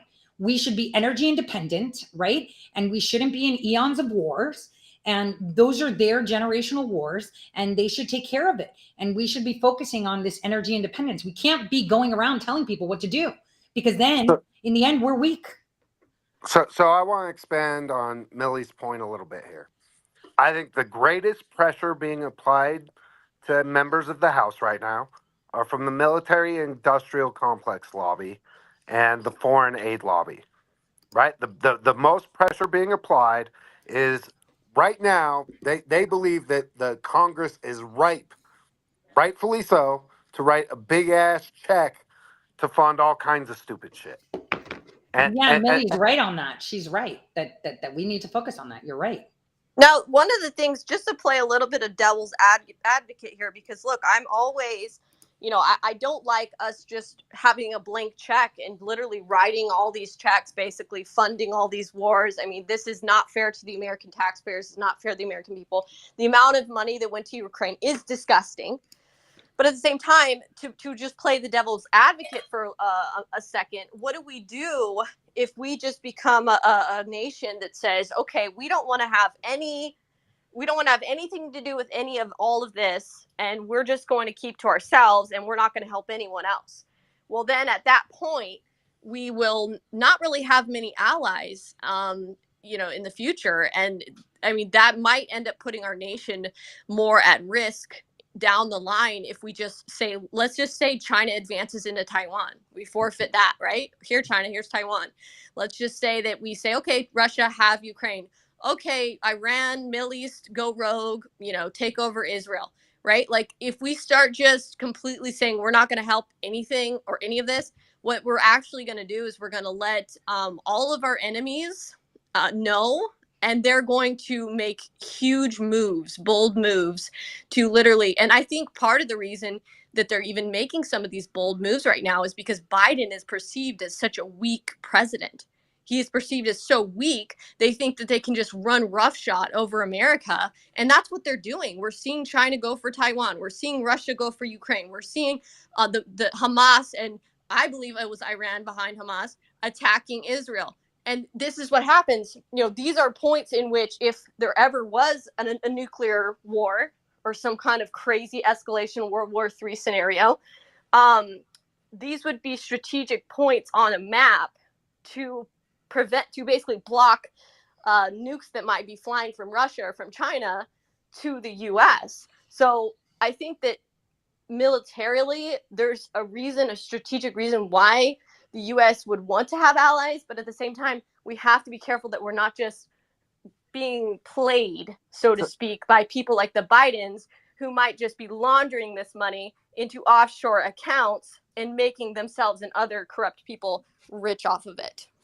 So incredibly well said, Millie, which is kind of why I wanted not to start with war funding is like the first thing that we put together as like an action item, because there are complexities, right? And I don't think it's as cut as dry as just cut off all the money and abandon all of the people who are counting on us as the world starts lighting on fire. Yeah, but we don't have money, Dustin. And if we do fund them, it's a by proxy war. Russia already told us if the US keeps funding, it's declaring war on us through Ukraine. And this is how we get dragged into a global war. The minute America, now we're sending all these aircraft carriers and shit, and we're picking our targets, they're going to be like, oh, so you're using them as a shield? You're using the Israel conflict as a shield? Where here we come. You know, people missed that there were 14 memorandums of understanding signed between China and Russia right? In the past 3 weeks, discussing how they're going to back each other. And don't forget, Russia has one of their biggest naval bases in Syria. And it will not be pretty if we see the Chinese that are already with a very strong presence under the guise of UN in Africa. So, like you said, it's extremely complex. How do we play that dance? Obviously, we're broke. Obviously, we have no government. Obviously, we can't make decisions, and we can use that to our benefit. So we can exit out and then do what Dustin said. Put forward. You want to move forward? Here are the things that we have to do. I think that's the best way for us to go rather than take sides. We don't have to pick a side. But then again, think about this. See, if let's pretend, okay, that possibly, Iran, theoretically, like we've heard reports that Iran was behind some of the Hamas funding, right? And that some of the weapons that they had were obviously not normal AKs. They were essentially receiving weapons from potentially Western sources, which who knows, that could have came from Afghanistan when Biden pulled out and pretty much left billions of dollars worth of U.S. arms there. Who knows? That stuff could be being traded and sold on the black market. But okay, think about this. So the U.S. right now, our inflation is going up. We're struggling economically. The Biden administration is just writing check after check after check to Ukraine, funding Ukraine. In a way, we're kind of getting our butts handed to us in Ukraine, and it's a national embarrassment. Okay, so what would Putin want to happen? Well, Putin would want the U.S. to look, if the U.S.'s ally Israel gets attacked in a very provoking way.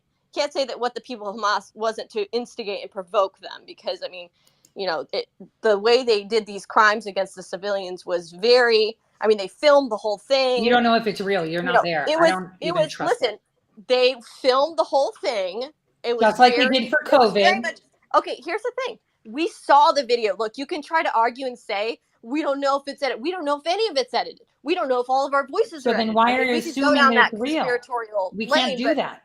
We can't keep going down this lane. When we see people being shot and killed, if we don't have any other evidence that it is being doctored, we shouldn't say that it's being doctored. Like, you can't just say something's doctored, then we go down. So you're saying we should just prove that it's conspiracy theory, trails, and we get discredited. So here's the thing. So Putin benefits from the U.S. getting dragged into another confrontation and war with one of its allies, Israel, because now we're having to worry about two different fronts, Ukraine and Israel. And we're going to be having to increase inflation, printing more money to basically send Israel more money, send Israel more arms, further weakening the U.S. economy, right? It makes it so that Putin has a better chance of just completely annihilating us in Ukraine and us walking away from it. So from Putin's perspective, he would have an incentive. You have to pay attention to what's going on between Russia and Iran right now as well, and you'll fully get the picture. Well, so Millie, and I want to just add on that. How did we lose? How did we win the Cold War? Was it with bullets and fighting and full on, like full scale on the ground war? Or did we force Russia into bankrupting themselves, like self-destruction through bankruptcy, right? By overextending it, like through military spending. And so I think your point is really well taken that, right, we have to not take the bait on this thing, which is, right, if we continue and then China moves on Taiwan, we can't just send money every time that there's a disagreement. We also can't just withdraw from the world, which is why I think this issue is slightly more complex and probably not the starting point for what we want to do with the speaker race, which we have like a limited window on. And that's right. And Justin, just like you said, the MIC is making a shit ton of money, but so is the media, by claiming things and picking sides and amplifying messages that we don't know are true or if they're fake, right? And that's the problem. So, that could be the top end of the discussion, like later on how we find funding. But which one do you want to tackle first? You propose the border, right? How would you want to go with what you would propose to what you want the speaker to do? Do we start with the border? Or can I tell you why I think we start with the border, right, in a big way, which is, what we saw in Israel could happen here, right? With the border wide open, make no mistake. it would not be difficult if you could fund the kind of attack that happened on Israel. You could fund that kind of attack happening in the U.S. coming through the southern border, right? And what's clear is that's already in place in a lot of ways. And so I think, right, like national security, it plays on the same like emotion level that they're trying to get unlimited funding, which is, right, they're trying to say, oh my God, look at what's happening in Israel. Let's send all our money over to Israel. Let's write a blank check, right, to fund whatever, right, whatever the military industrial, like just give them, throw money at it, throw money at it. I think it allows us to pivot on that specific issue and say, no, look at what happened in Israel. It is very concerning. And we really got to make sure that we do everything in our power to make sure that it doesn't happen here. And I think that argument like takes what they perceive as an argument of strength that they want to use. Oh my God, look at the chaos. We can't write a blank check.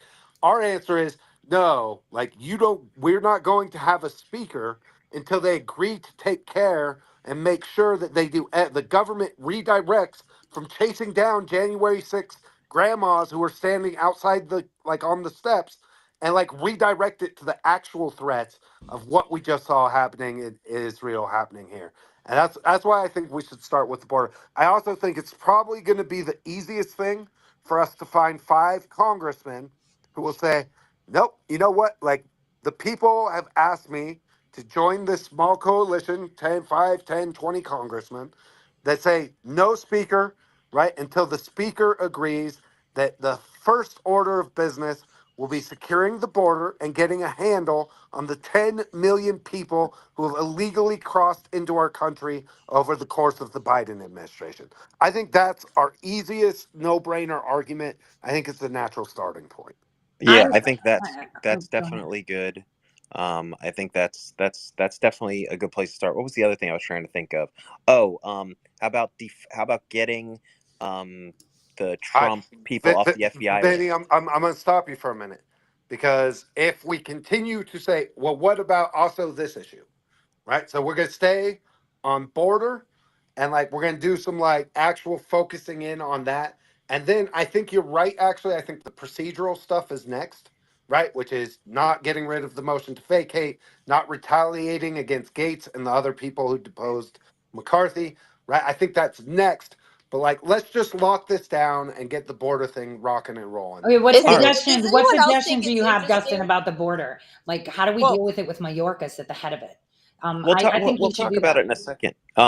Should we hold on? I Hold want to on, get hold on. to. Vinny, let Millie finish what she was going to say real Well, that's quick. what I was going to Okay, say. I I want was Millie gonna to talk. say, does anyone else think it's a coincidence that we have all these military-age men crossing our border, our U.S. border? I mean, I don't think it's a coincidence. You know, I've seen various reports that some of these might actually, in fact, be UN soldiers. I mean, we don't know what's going on here. We're basically allowing an army to invade our country right now. Meanwhile, we have the leader of Hamas calling for jihad or jihad, whatever, however you say it, against other nations, and literally telling his, these Muslim extremists to attack other countries' borders, to enter into their countries through their borders. He mentions borders. Okay.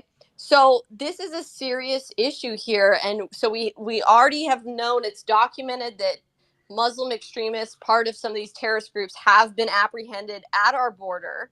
And we have a leader of an Islamic extremist group who literally murders women and children and old people, calling for jihad, saying that they're going to be sending people to other countries' borders to go in here. We already know that there's many of these refugees who've already come into our country right now, and they're calling for this day of jihad, this Friday of jihad, for this Friday. So you guys be extra vigilant. Make sure, I think Friday should be everyone's BYO gun day, right? Bring your own gun day. Have your No, that's like Second violence Amendment. call. We can't say that. That's not a That's not good a thing. violence call. Everyone in this country has a right to carry a gun. No, If but you're that's somebody who a has guns, narrative that they try Tori, to you push have all a the gun. time. I have Tori, you tons of have a them. gun. I You have have a right to tons, have a gun in this country, and you have. All right. We don't have to fight about the gun stuff. We're Yeah, I getting have a super shit ton derailed. of guns. I'm I'm going to just go to saying. Phenomenology's hands. Diligent's hand, and then Desert. And I don't think I'm going to bring anyone up because we really want to start getting to like hammering things down instead of just talking about all the horrible things. We really want to try. This whole space was so that we could try to get this 5 list thing down. And I think we could talk about this forever. So let's just do that. Sorry to mute you ladies because I like both of you a lot and you both bring a lot, but I just want to No, get this he's saying really good taken things, care of. Vinny. So I think we're not going to bring any more people up, and we'll do this, and then we can fight all we want. No, But there's I just no want to get through fight, the hands because I Vinny. want Vinny. these people to feel like they've been hurt. Vinny, when you mute me, the stream cuts off, so don't mute me. Second, we weren't fighting. I'm just saying we have to be very careful at what we say, right? And what Millie's saying is correct. All these militants have been coming. I think me and her did a report years ago where they were finding, prayer rugs when they were running away. They've been doing it for a while. This is the Democrat bread and butter. You bring in infiltrators and they crash your infrastructure, and that's it. And these people are being paid by Democratic lobbies. This has been going on. It's just now people are waking up to it, right? And it's not just, the jihadists. Most of them are coming from West Africa and China, right? And everywhere. And they're literally coming through our border. So she's right on that. I'm just saying we should be very careful of telling people to bring your own gun, because that is what the FBI was trying to entrap the J6ers with, if you remember, with Second Amendment rallies, right? So but everyone has a right to they do. to carry. I agree. Sorry, guys. I feel like we're back to the same thing. We're trying to move past. No. I was just making a point. You're making it more pedestrian. Oh, no, I understand. Like so why fighting. am I We're having a discussion. Muted? Like, stop muting me. She shouldn't be muted. Yeah, we should be I'm having not trying this discussion. what's it called? I'm trying to move this discussion along. You guys keep okay, arguing so about what do we guns. do with the border? Let's talk Shut about up. Yeah, see, people, I'm telling you, I have a good pulse on like what's listenable. We've lost a lot of people since this is gone. We're trying to keep things up.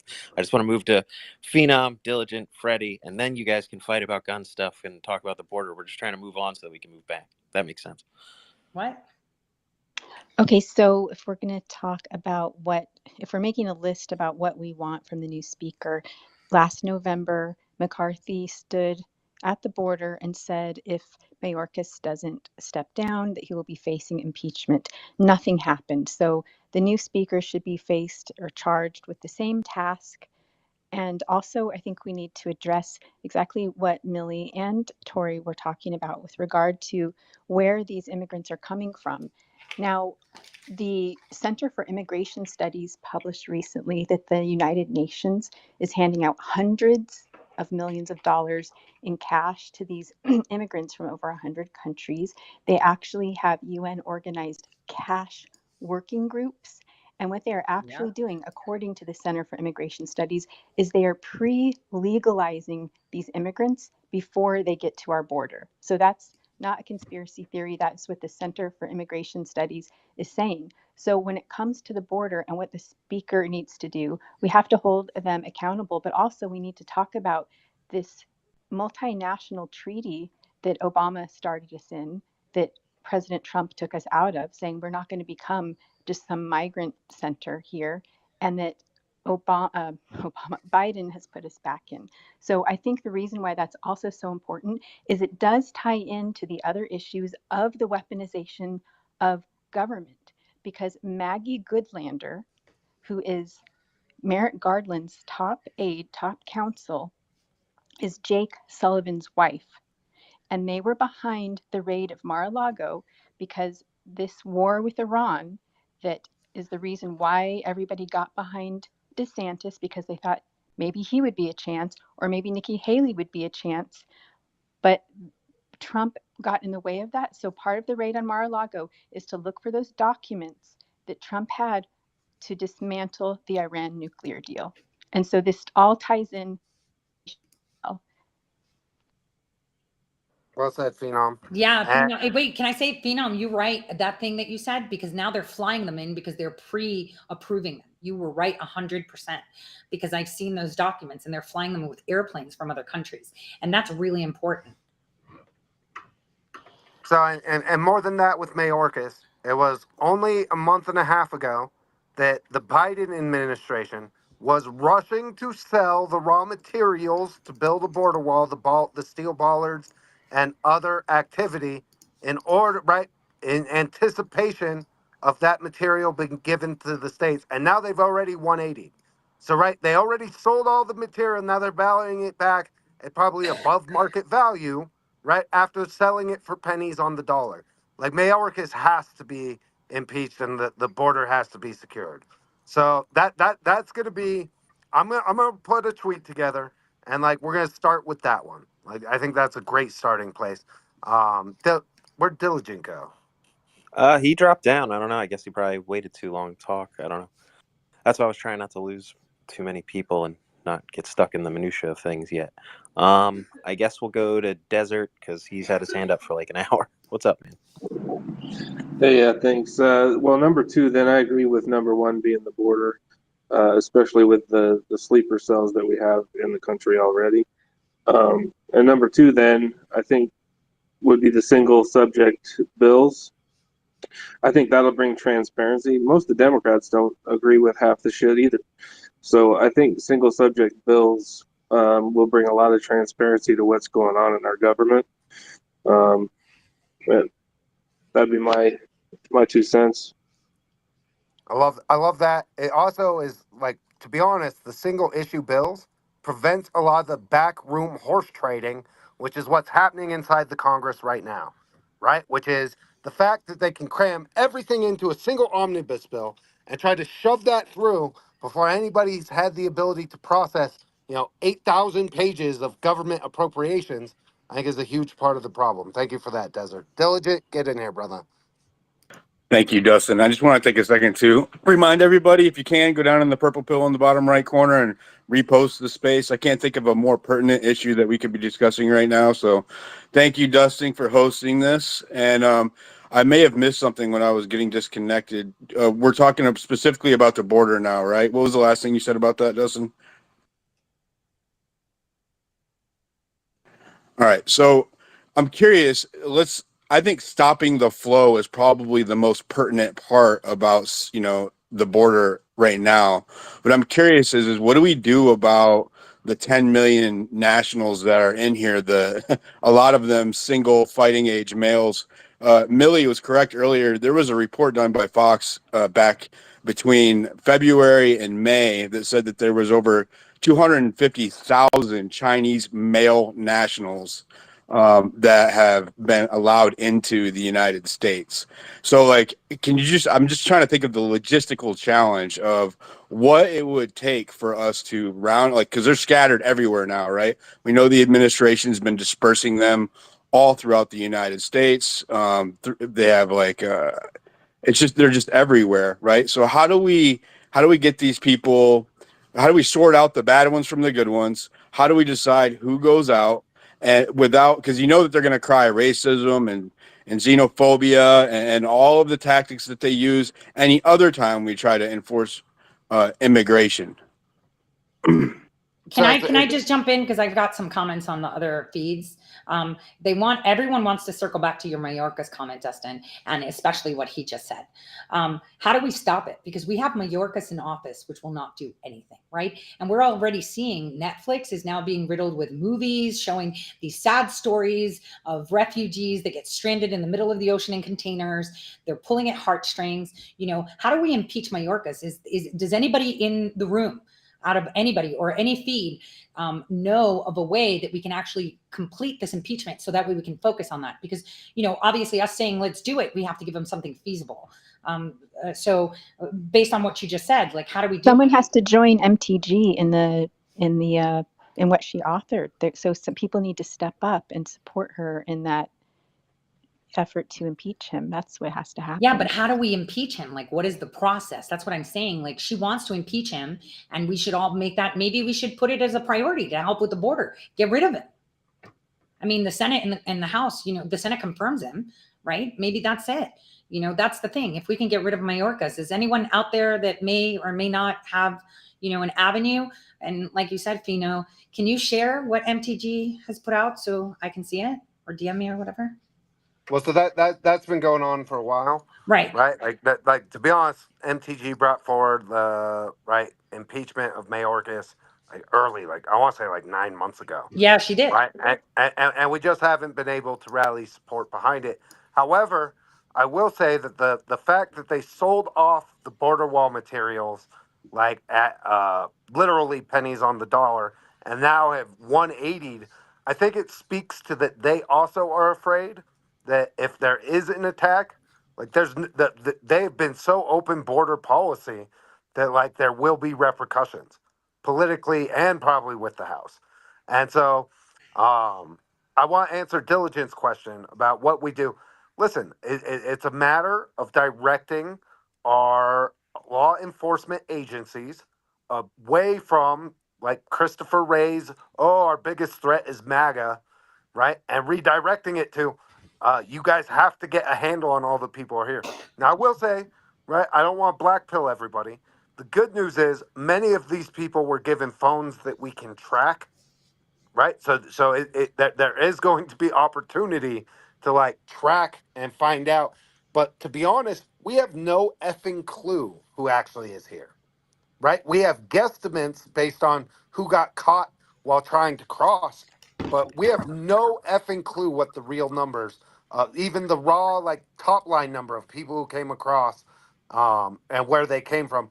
We have no effing clue, and so I think we have to do, like to answer Diligent's question, what the House can do is they can pull funding away from the nonsense of Christopher Wray and going after MAGA as the greatest domestic threat ever, right? And redirect that funding to fight, right, getting a handle on and tracking every person who's entered this country illegally.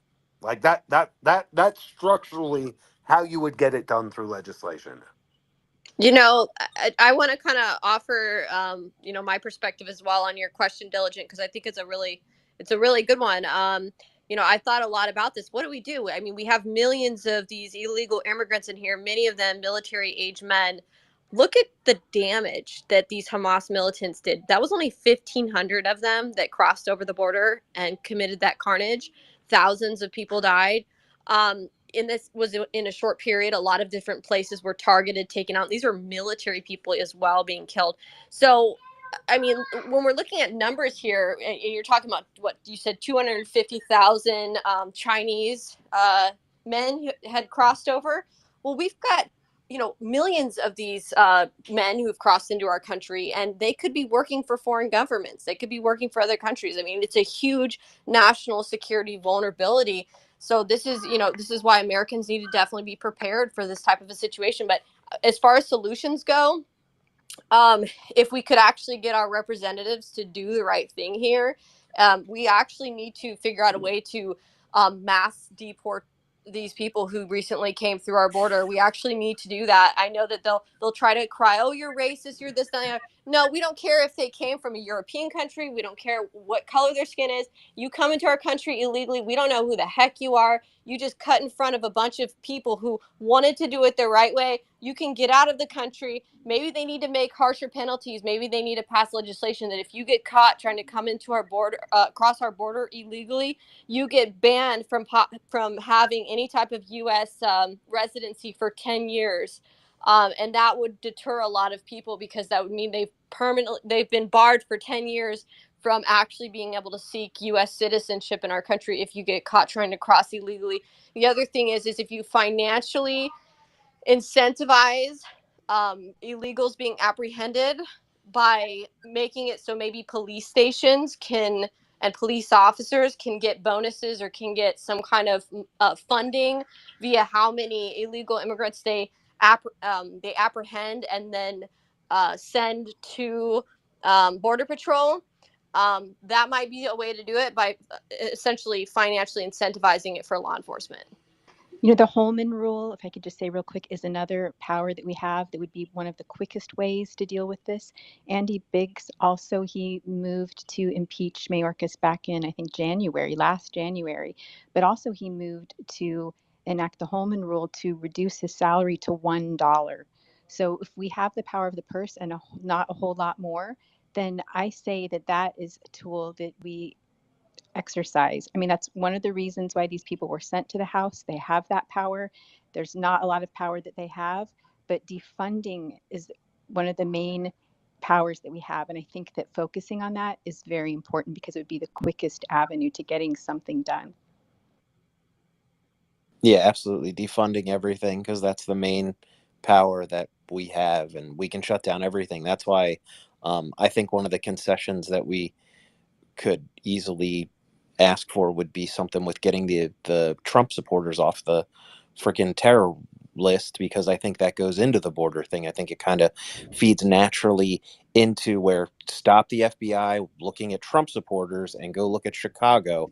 With like little research yesterday, we were able to find out that Chicago seems like a hotspot now. I'm getting messages from people saying that now there's murmurings going on that something might happen this weekend with Chicago and this terrorist crap, and that's like the kind of stuff that happens. And even if it's not true, it's still disruptive and unsettling. Hey, Vinny, when I was in DC, I was at the DOJ, and I actually had conversations about this MAGA thing that the FBI was looking into.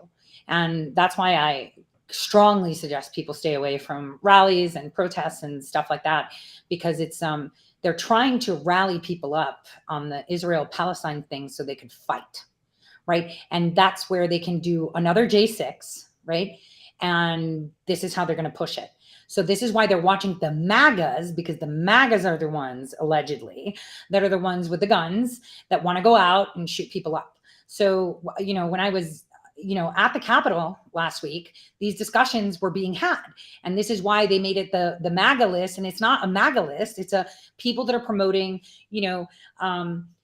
showcasing whatever. New York City has just warned them to stay indoors because there might be attacks.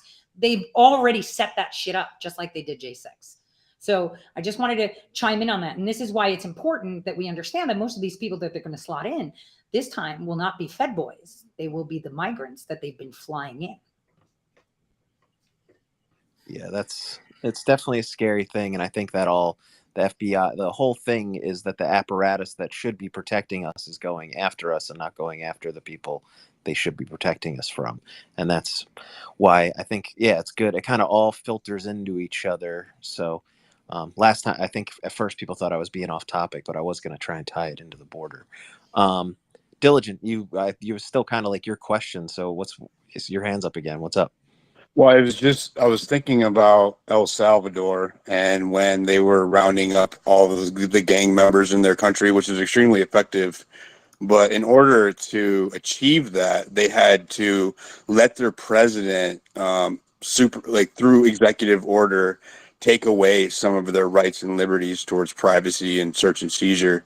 And I just think that we need to be incredibly careful when we move into the phase. If we do get there, if we move into the phase of exiting these migrants, that we don't let them take advantage of that and use it as a reason to overwrite our rights. No, you're right. That's definitely. All right, guys. Freddie, what's up? Are you going to try and break up the monotony with a song? A little bit. No, I was just going to jump on and say it was great meeting you guys last night. Thank you for everything, Vinny, Jennifer, Dustin. All you guys were so cool. This is great, man. I love the discourse that we have here. Not everyone agrees on everything, but we all have the same common goal in mind. One thing that really stuck out to me when I was listening was that it's good to have these discussions on what we can do to kind of have a think tank of, how we can move forward. But at the end of the day, and there are good people in Congress. There are good people in the Senate. We do have good people in there. Not very many, but at the end of the day, if we're looking for these people to save us and look out for our best interest, that's absolutely crazy, right? We'll vote. We'll do everything that we possibly can. We have these discussions, but at the end of the day, we all need to be prepared for the worst. So they got into this conversation about firearms and guns and this and that, and everyone can have their own opinion on that. But if you're not protecting your family, and if you're not putting your family first, the politicians aren't, the police aren't, the firefighters aren't. These people are going to be taking care of their families. So you need to make sure if there's anything that you are doing, you are prepared. Okay. Now this is going to sound like crazy conspiracy stuff. Like, what is prepared? You need to have water. You need to have food. You need to be able to last for a week on your own. So like very basic, simple things that people can be doing. Go out, get water. Keep extra toilet paper in your house. Keep some food in your house. Get a deep freezer. These are all crazy little stupid things, whatever. But love the discussion. Everyone in here is just giga brain. I've learned a lot by listening to everybody in here. One thing I did post up in the top as well is U.S. border and illegal alien apprehensions. 30,000 from Turkey in the last 2 years, 13,000 from Uzbekistan, 6,000 from Afghanistan, 3,100 from Egypt. These are just rough numbers. Like, we don't even know who's coming in. I live here in Northern Virginia, not far from DC. I have a friend who works for, some 3-letter agencies, and his main job is the border numbers. And him and I have debates on this all the time. I'm like, bro, you don't know numbers. He's like, oh, I know numbers. If anyone knows numbers, I know numbers. I know the numbers. I'm the guy who's there. I'm flying in. I'm going out. I'm like, all right, bro, you don't know numbers. Literally, the numbers that he tells me are the same numbers they give us on the news, which I don't trust. Like, if that's what the media is telling me, I know that those numbers are probably significantly off, but one way or the other, love what you guys are all doing. Thank you for giving me the opportunity to speak here. I do want to say you guys have a huge room. There's like 850 people here. So if it's okay with you guys right now, if I could shill my track, I wrote a song. I'm an artist. Everyone has to try to contribute their own way to waking people up. Some people do memes. Some people do spaces. I write music, and most recently, hold on, buddy. Most recently, I wrote a track, and it's pretty much about world events, everything that's going on, not putting our faith in man, putting our faith in God. In the end, God wins, right? We don't know what's going to happen here. We don't know what politicians are going to have our back. Hopefully, everything that's going through, and call me a conspiracy theorist, hopefully everything's going through as planned, and things are really in motion in the background. We don't know. But at the end of the day, everyone, please go like my pinned tweet, add me, retweet it. Let's get that message out. In the end, the only thing that's really going to save us is God. We can sit here and debate on everything all we want, but prepare yourselves and put your faith in Him. But thank you guys very, very much for everything. Really appreciate you. Hey, thank you, Freddie. And endorse the song. The track is fire. Everybody should check it out. And appreciate you coming in. All right, you guys. I have the tweets up. So, like, right. I'm sorry it took so long. Like, I am multitasking. As far as the CBDC rewards, like, you guys could just. We're gonna go through and process that afterwards. So, like, right when I'm not also trying to manage the space and create the spreadsheet and do it all at once, but we'll get them out to you guys. So here's what we've got. Right here is the tweet. It's up on the jumbotron. Public thread. Commitment number one for a new speaker: fund border security. Right. So we're not going to get overly complex and like dive into the weeds of it. Just fund border security. They know what that means, and we can hold them to account. Right. But that pretty much covers it. And then second, direct through funding all government law enforcement agencies to focus on threats that have illegally entered our country. So I think that's pretty straightforward. I hope that if I need to edit it, let me know. But I think that's straightforward. The second tweet is it only requires 5 Republican members of Congress to force this concession from any candidate for speaker. Please tag them below and ask them to form a coalition around this issue. We will be giving 1 billion CBDC rewards for participation. So all you gotta do is underneath that, like on that thread, and I put the first one out there. You guys can see my example, right? I'm not gonna ask you guys to do anything I won't do. I tag Andy Biggs, and I just say, please, Andy Biggs, form a coalition around the important issue, right? The important issue in this thread. Something like that. Just keep it simple, right? You guys can make the arguments about, right? Stop going after MAGA, right? And focus on the actual threats, not this nonsense you've been pushing. But like, it's right there. It's super easy. Like and retweet it and help us build this coalition of congressmen. And if you really want to go above and beyond, right? Like, to be honest, tweeting is like the lowest level of participation as far as like the way the reps look at it. If you really want to make a difference, you got to call their office and send an email. And if you need help doing that, our team is happy to assist you, rounding up your congressman's contact information. To be honest, it's not that much of a Google search. If you really want to do it, like just look it up, call the Capitol switchboard, and say, "Hey, Chip Roy, Andy Biggs, or whoever your congressman is, like I would like you to form a coalition, right, that requires that any candidate for speaker make a commitment to fully funding the border and to like funding or pushing our nation's law enforcement to focus on the threats from people who have crossed into our country illegally. Super simple to do. Like, this is how we actually affect change. So please get on that. Can I just give just some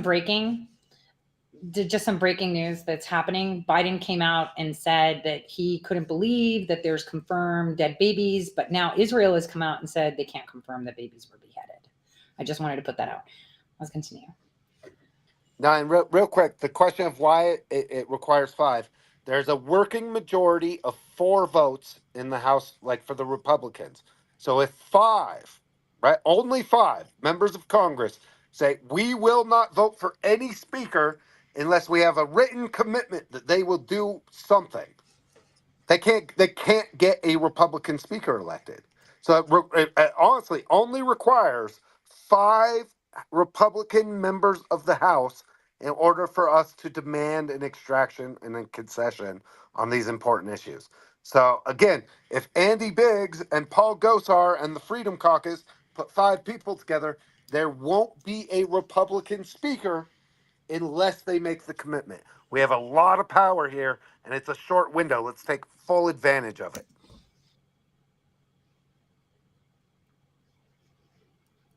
Heck yeah, Dustin, you want to get to the hands? Yeah, Dr. Angela, get in here.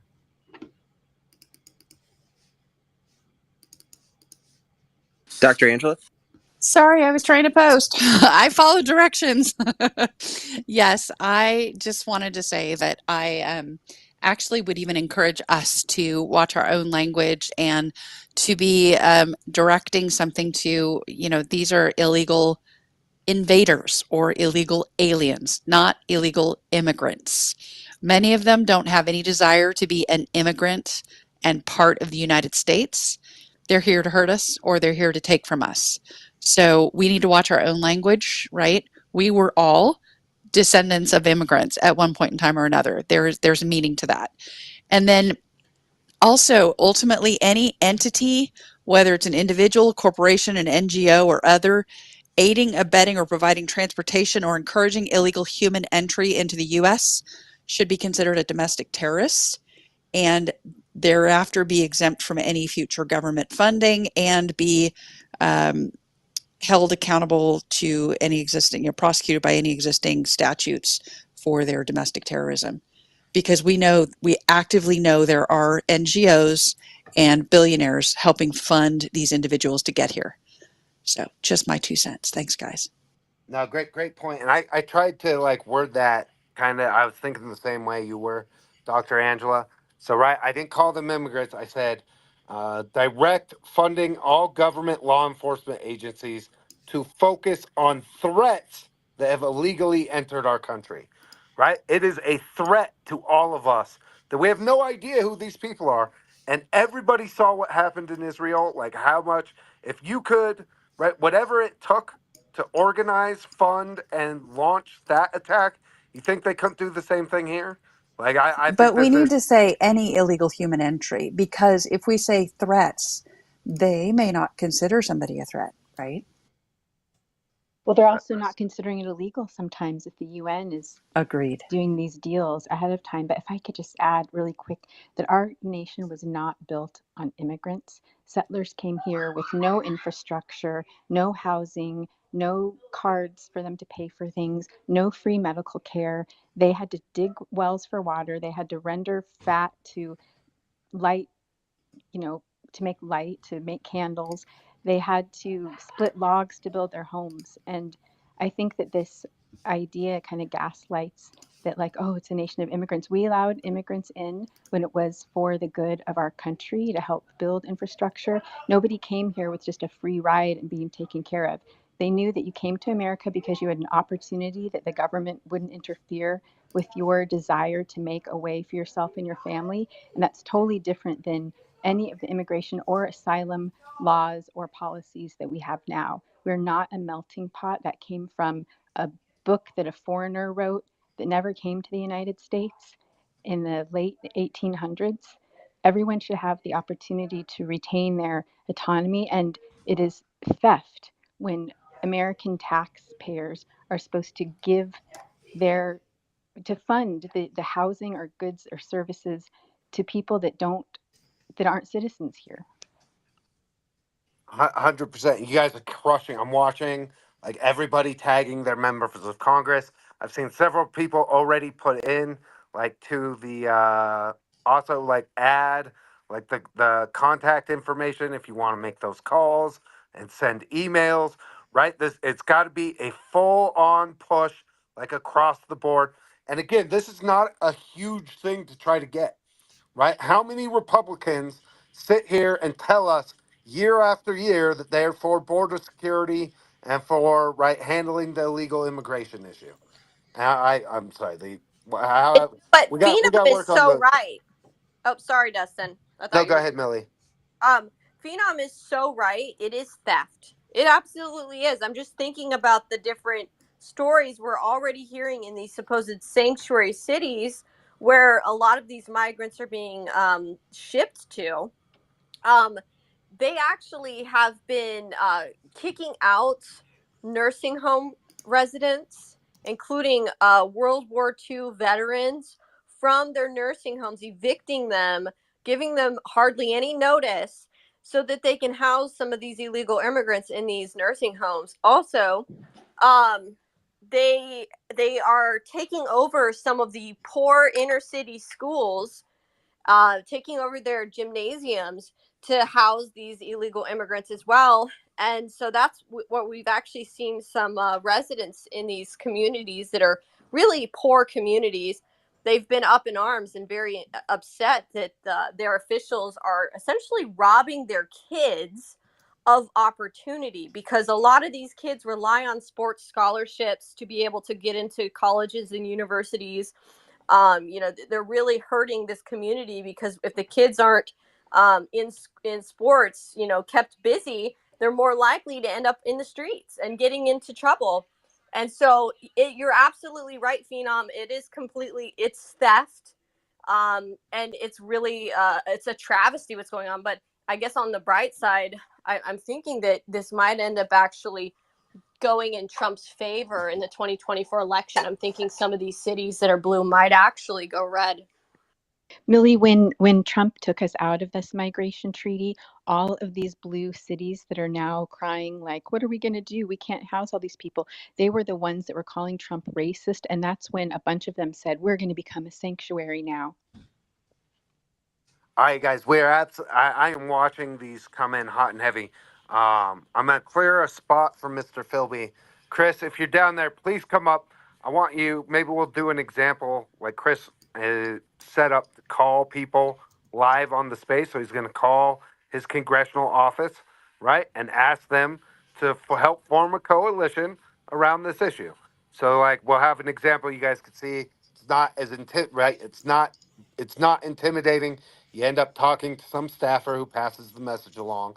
But like Mr. Philby, if you wanted to request a mic and get up here and get set up to like show people that like give an example, I think that's a good way for us to take like this space. You guys keep tagging your members of Congress, right? Keep pushing them. Again, it only requires five Republicans to form a coalition and come out and make a public statement without a commitment in writing that you will secure the border and address the threat from illegal, however we're putting it. Like I need the wording, right, uh, right. If you don't make that commitment in writing, we will not vote for you for speaker. Period.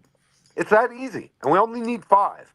So I think we should be able to get like a victory on this one pretty quickly if everybody continues to participate. So, Mr. Philby, if you're down there and you're willing, like, would love to do a sample call to show people what we're talking about. Walt, go ahead, get in here, brother. I like it. So I just want to. So the border came out on top. Sounds like right. What was number two? By chance? We haven't decided yet specifically Okay. because like we can end up debating that forever. Right. They're coming in hot on the border.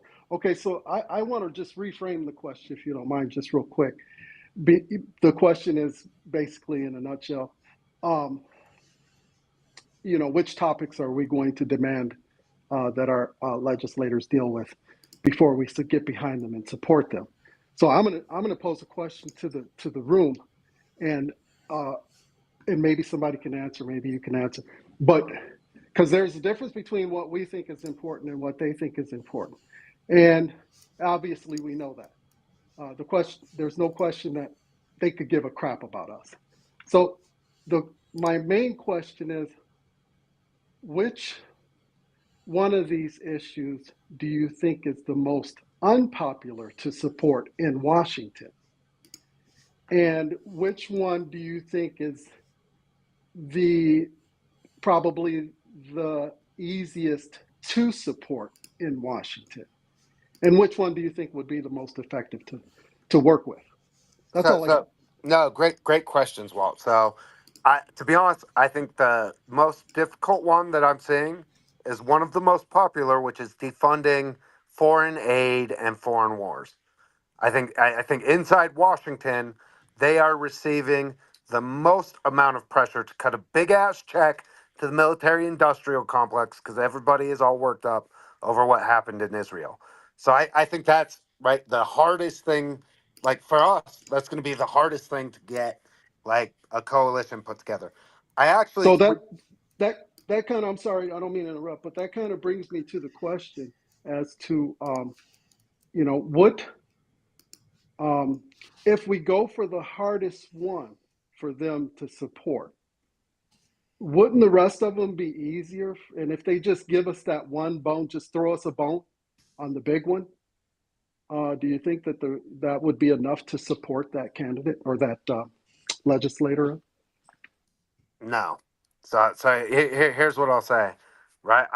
I think the likelihood of us actually winning a written commitment on defunding Ukraine and defunding the war in Israel is our least likely victory. I think it's the biggest and most difficult lift for us.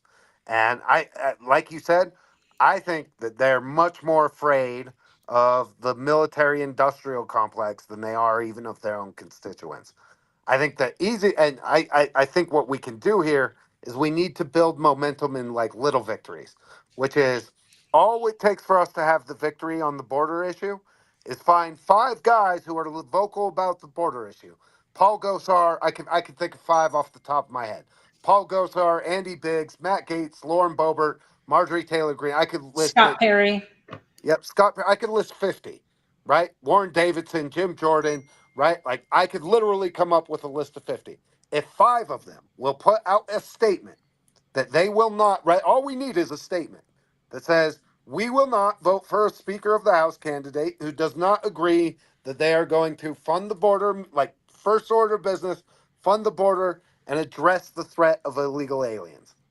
And if it's all it takes, and they cannot make a move, there won't be a speaker if we just get five, and there's 100 of them who speak out about this issue constantly. So I wanted us to start as a group with a victory. You know what I'm saying? And build up to the bigger fights.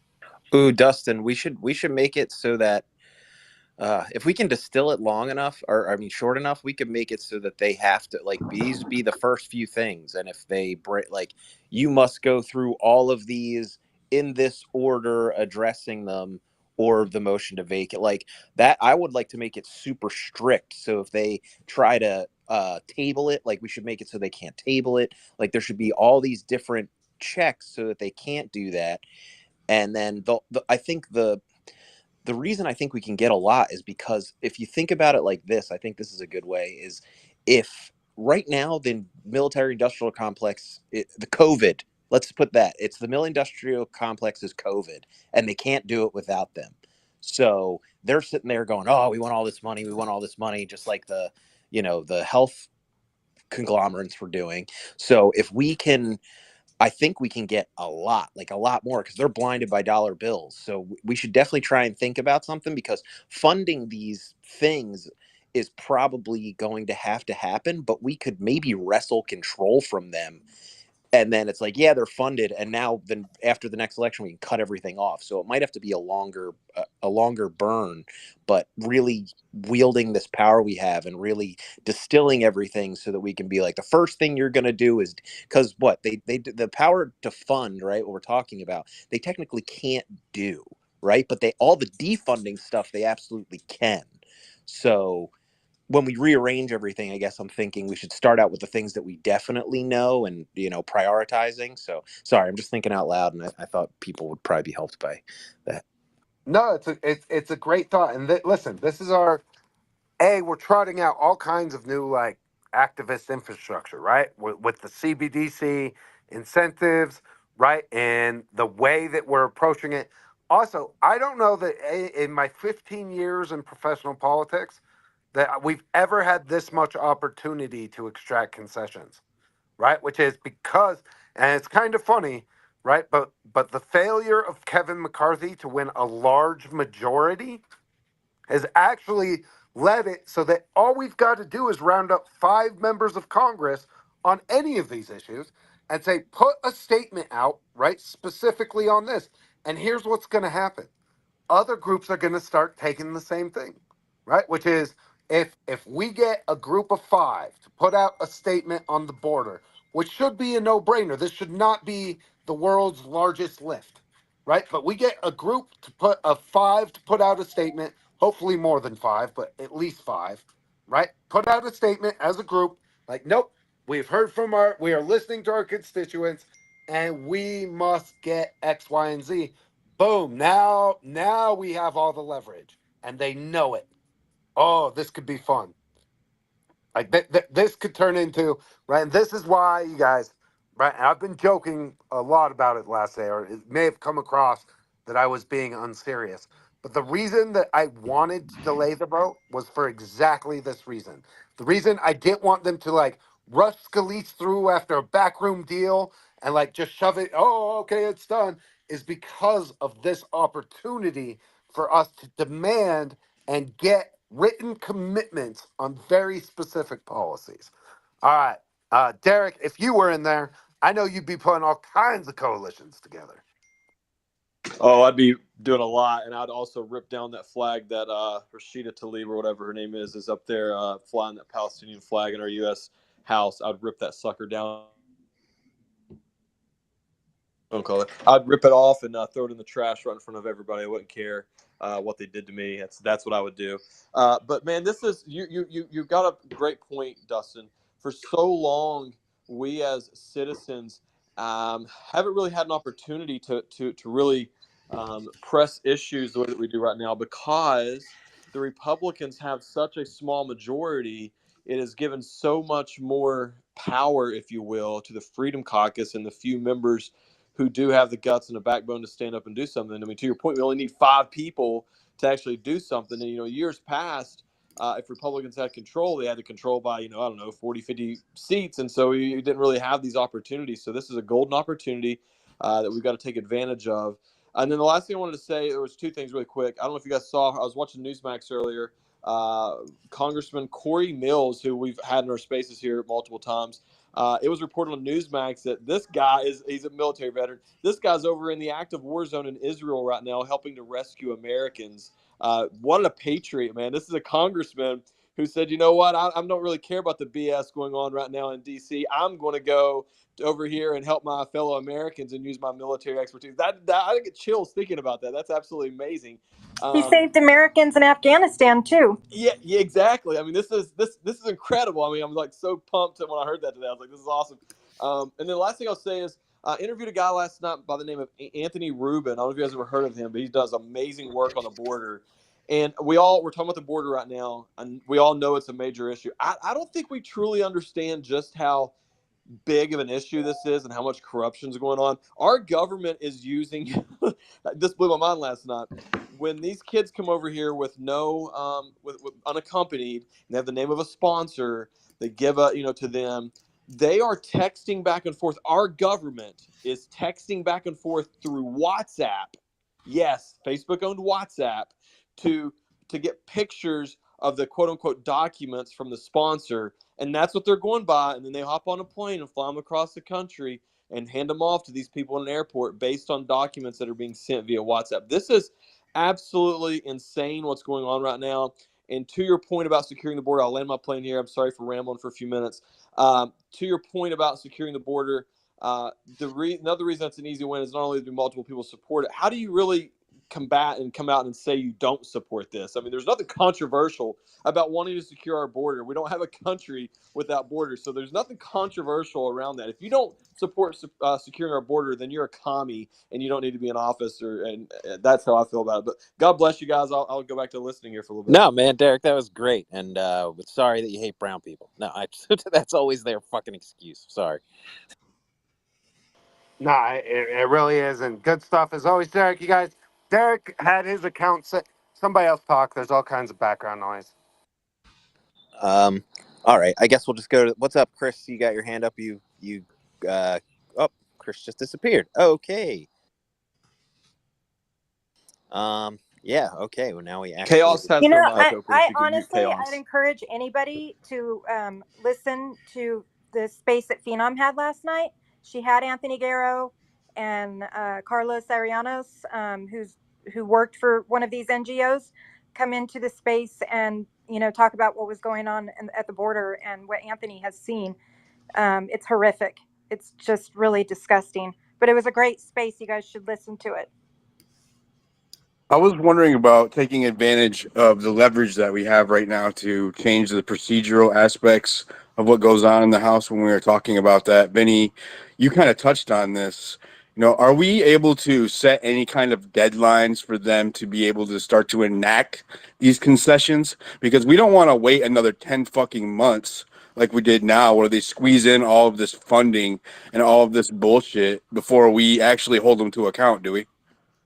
No, and dude, that's exactly what I'm saying. Like, their whole thing is like, what if Mitch McConnell came out and said we really need to stop the motion to vacate? It makes the job impossible. And what that tells me is we need to make stricter guidelines and make it easier to vacate, because it's these people. What just happened? We just had a monumental meltdown because they're actually being held accountable for once. Like, that's literally what happened. Like, somebody finally got thrown out of power because they lied to us. And the thing that made it even better is the backdoor deal that would have bailed them out of it and would have fucked us over fell through. And that's why this is a once in a lifetime opportunity for the people. And what I consider us, this little tiny third party of MAGA that's in part of the Republican Party, to really pull the power back. And it doesn't even have to be for us. We're kind of trying to do it for everyone. We want to pull everything back to what it was, because all the rules in the House and everything have changed so much, and they've made it so easy to do corrupt backdoor deals and all that kind of stuff that it's impossible to keep these people accountable. So now that we have a little bit, we can't just let it go for nothing. Like, we have to do these concessions, and they have to be done right. We get one shot. The best part about this whole ordeal that's taken place with McCarthy losing his speakership, the best part of this is it's all because of McCarthy's personal greed and a thirst for power that backfired on him, because he was willing to accept any sort of rules or any of these things, whatever it took, in order to get the votes to become speaker, without thinking that he didn't think that these guys were really going to hold him accountable and be able to do what they did. And so he didn't care. He was just. And so, to your point, I think that now we've also got more leverage, because now the next speaker has to be like wondering, okay, these guys can make a motion to vacate, and they're going to hold me accountable. And so, whatever he agrees to up front, he better know that this is going, he's going to be held accountable. So we got some negotiating power there. No, and so here's the order of business, right? So we're pushing, right, to get a coalition of at least 5 members, right? This is just a showcase of like the power that 5 members have right now. Once they realize that if 5 of them band together, they can do whatever they want, we're going to be in really good shape, right? The second thing we'll do is will be procedural, right, and how we enforce it, because that mechanism is why we have this opportunity. So we'll finish, keep up. It's up on the Jumbotron. Damn it, do not post over it. Like, do not post on the Jumbotron, over what I put up there. It drives me Just effing crazy. like to kind of set a little bit of expectations, though.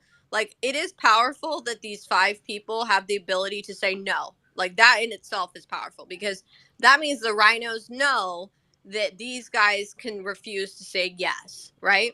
But what they don't have is the ability to say yes without the rhinos also saying yes. So the rhinos can also say no in this situation. So we might see some kind of standoff. I mean, that might be what happens, but in reality, both sides are going to have to actually figure out a way to come to a compromise Well, in some way.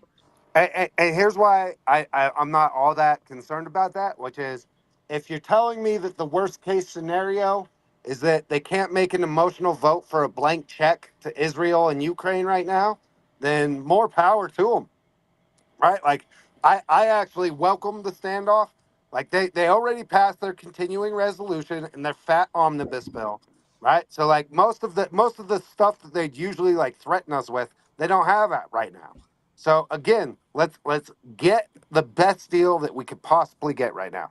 All right, Kim, and Hey, then we'll have wait, Chris. Dustin, I don't have a hand because I'm on the web thing. I just Yeah, wanted of to say course. something. I just wanted to say some breaking news. So it was this morning that New York City warned the people of New York to stay indoors.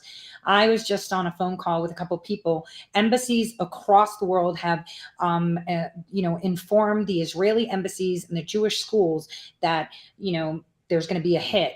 Now, this could be another way to amplify support, but considering coupling the fact of New York and now this, that they're going to hit soft targets like schools or temples or something, it's really important that we just pray a lot. Okay. So I just got that through. I just wanted to say it. And I don't have a little hand or else I'd put it, and my mic is always on, but muted on my end so people on other streams can hear it. Okay. And I don't know if it was related or not, but there was a bomb threat at BWI this morning. Yeah, Now, it's going to be a soft target. They already said that. Soft target. and just for everybody's everybody to know, Tori is also like we are simulcasting on Rumble and YouTube and WeChat and across And a bunch of Facebook. different Yeah. platforms. Yeah. So she is a co-host, even though she's not like doesn't have a co-host like label and can jump in at any point. So just clarification on that, and thank you Yeah. for I just being wanted here. to apologize because there's no little hand. Okay. So people know that. Well, we're very serious. Well, okay, no, I'm not even. I'm Well, not. we Kim, should go be. ahead. We should be. Sorry. You can cut in front of me anytime you want, Tori. No, baby. And by the way, Dustin, did I hear Kim don't put anything in the nest? Were you scolding me? I was not putting anything in the nest because I have been a listener today and not an engager because I've been busy.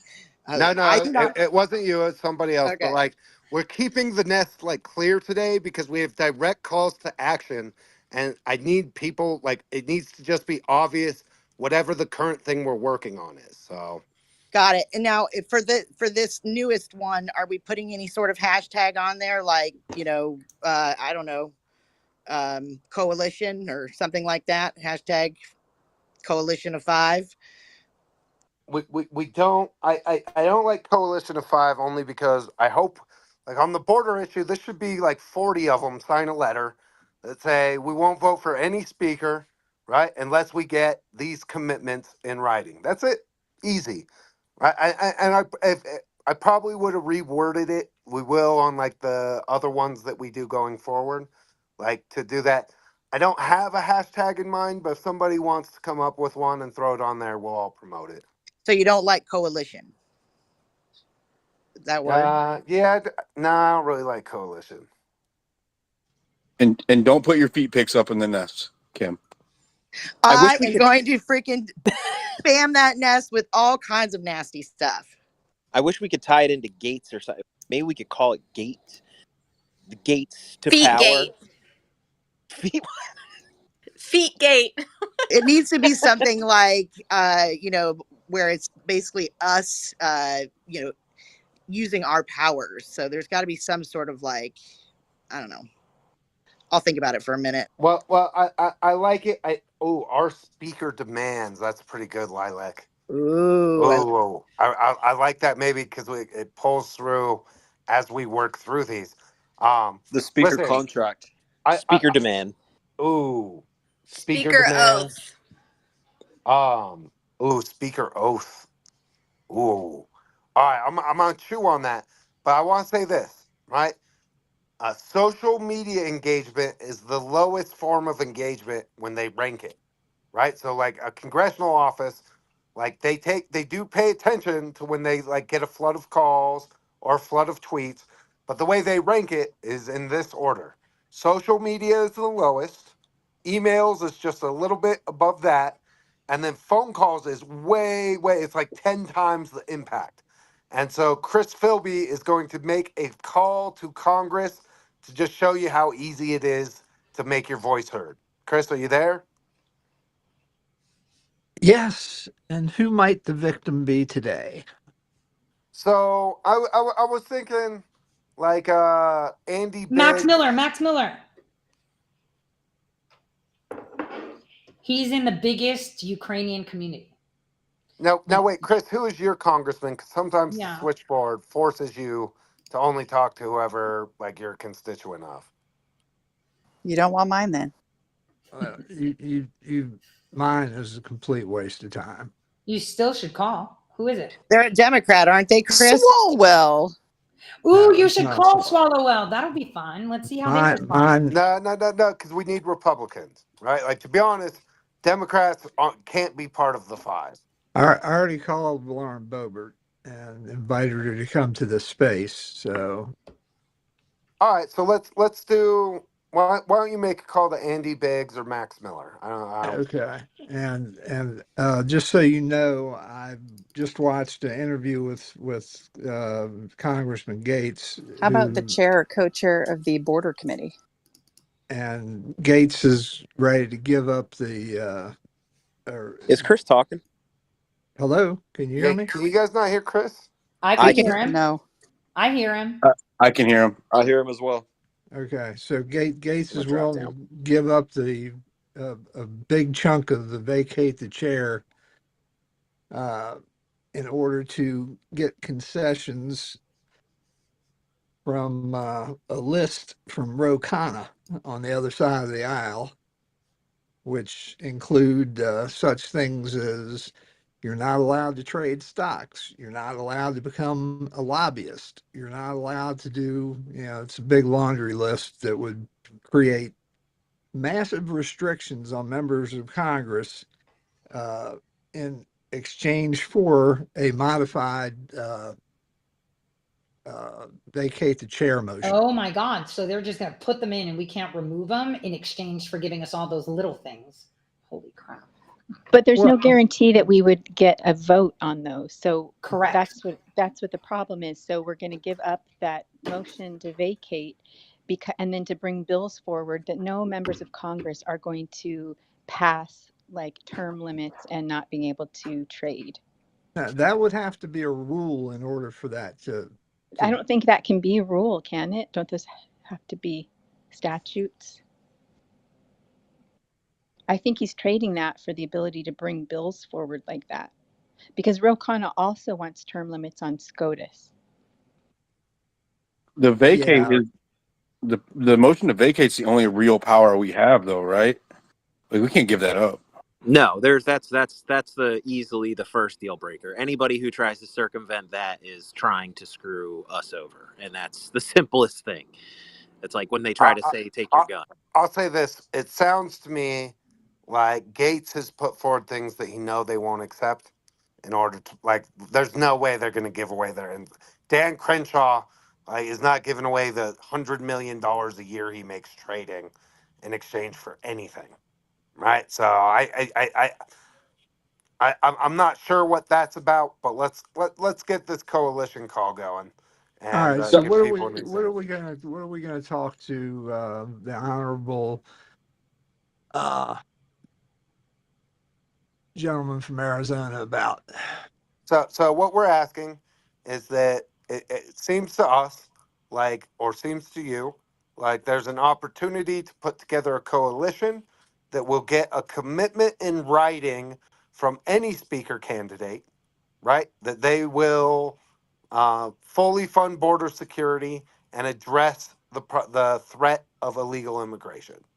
And so we're asking him to put together a coalition of at least 5 Republicans who will put out a statement that they want a commitment in writing. That's it. Well, that seems simple enough. Let's see. Excuse me, I don't know if this thing can be heard yet. how this works. Am I? Nick, just a moment. We're in the middle of trying to get through a phone call.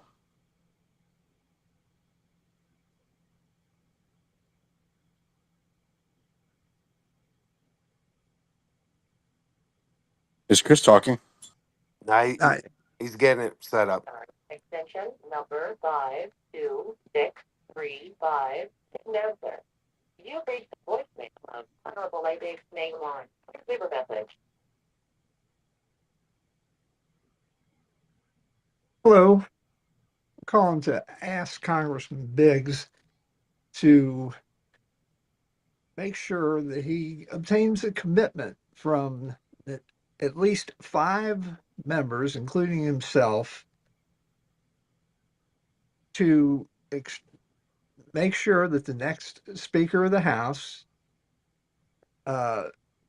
will commit in writing to border security and to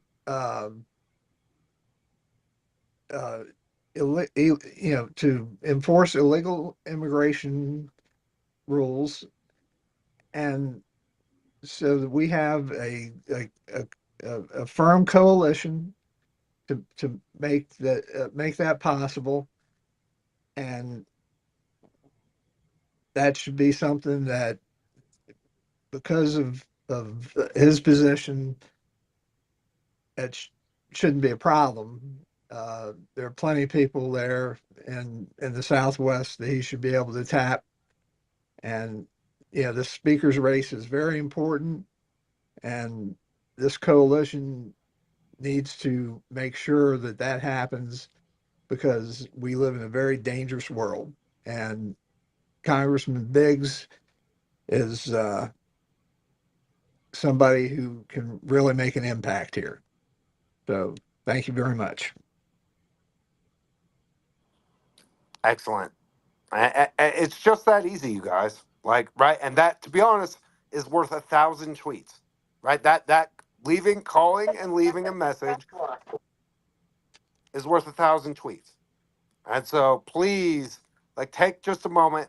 And the only thing I'd say, like, we want to emphasize, create a coalition of 5 Republicans, at least 5 Republicans, right? So please create a coalition of at least 5 Republicans who will put out a statement that they will not support a speaker who does not commit in writing to fully funding border security and addressing the threat of illegal immigration, or illegal aliens. I think that's. So we need to write a script, is what you're saying for people. Yeah, actually, as I sit here thinking about, I will add to the thread up above a call script. Illegal border crossings. Yeah. Yeah, I think that's good.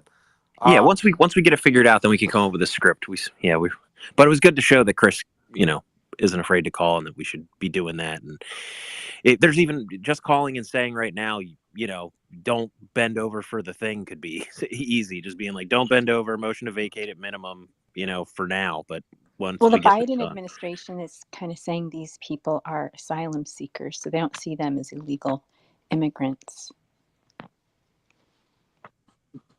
Yeah, they're taking advantage of the language, right? They're broadening the scope of what we're allowing into the country. A lot of these people are not asylum seekers because they're supposed to be, like, what, politically endangered or something like that in order to qualify. Well, if they're an actual asylum seeker, then when they leave, like, Somalia and then go to, I don't know, Guatemala or go to Mexico, they're supposed to stay in the first country that they go to. So they're not supposed to go from, like, Somalia to Mexico, and that might be the wrong route, but I'm just using that as an example. So by And then to the United definition, States. they're illegal even in that sense, right?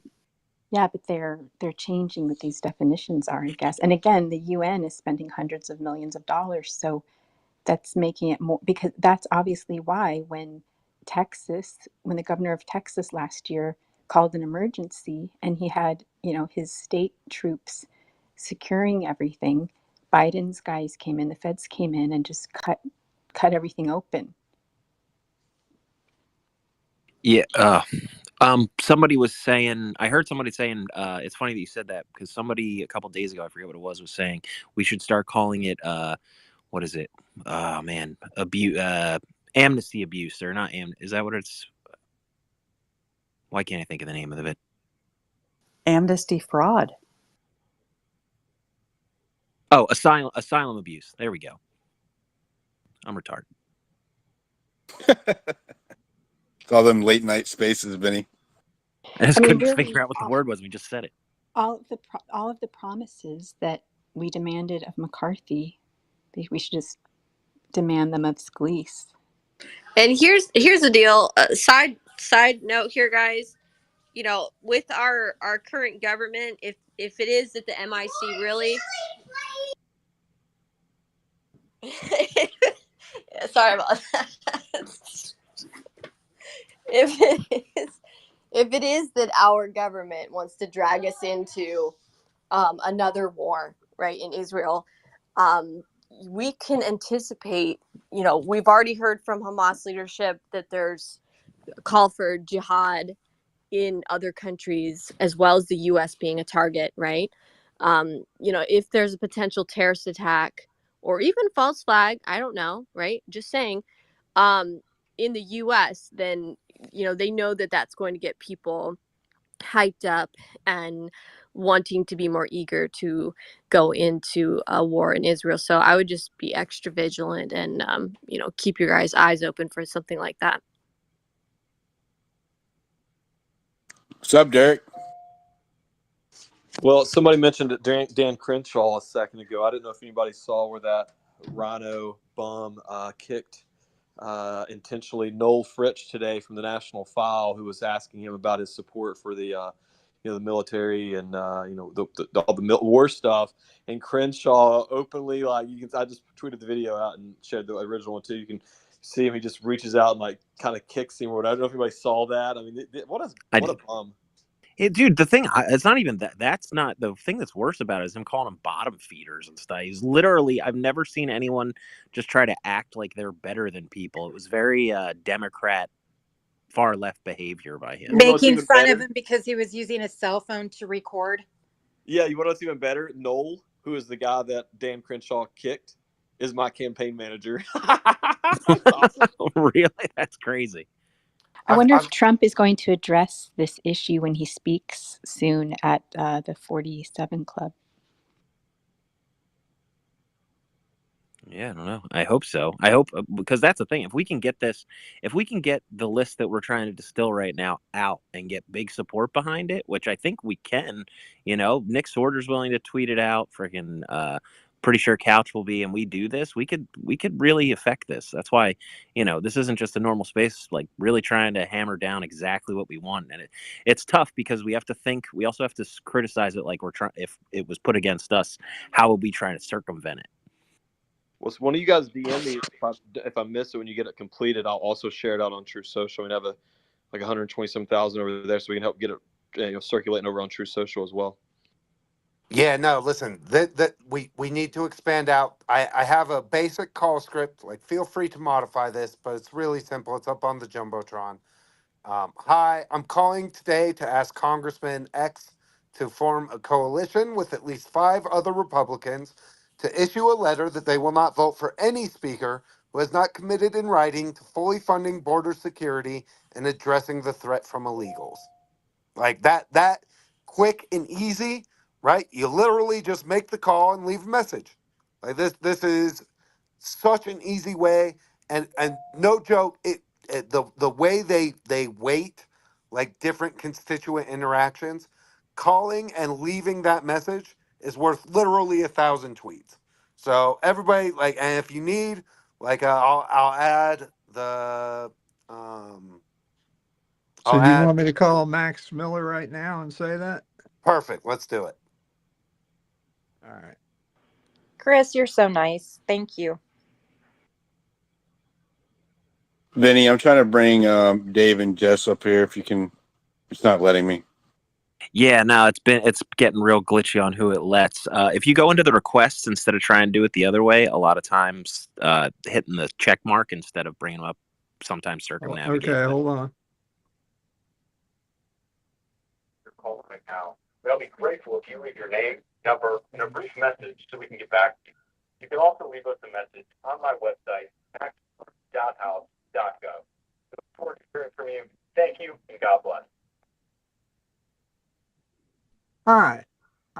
Hi, I'm calling to ask Congressman Miller to form a coalition with at least 5 other Republicans to issue a letter that they will not vote for any speaker who is not committed in writing to fully funding border security and addressing the threat from illegals. Thank you very much. My name is Chris Bilby. Bye. Your message was sent. Thanks for calling. Goodbye. See, guys, look, how long did that take? Right? To just look up the number, make the phone call, and leave a message. And literally, there's 690 people in this room right now. 690 people in this room. If all of us made that call, we would have a coalition in an hour. Like, not even joking. If all of us, like right now, made the phone call, like just took a minute, make the phone call, we would have a border coalition, border and illegal, let's call it border and illegal coalition, formed. The letter would be out, and there would be no Republican speaker without having this commitment done. Like, I can't believe how easy this is because of the smallness of the majority. Like, this is not something, this is like a black swan event in politics, and we should all be taking advantage. So, calls to action, very specific, right? Up on the Jumbotron, you can use the call script. You can use that thread. Like, just tag your member of Congress, ask them to form a coalition. Super simple. And then take a moment and leave a message. It's not rocket science, right? You've heard it twice. Chris is making the calls for on behalf of all of us. And if you do it, come up and tell me, and I'll give you 5 billion CBDC. We'll add it to your tally. So, like, I don't know. I'm probably close to 1 trillion given away so far.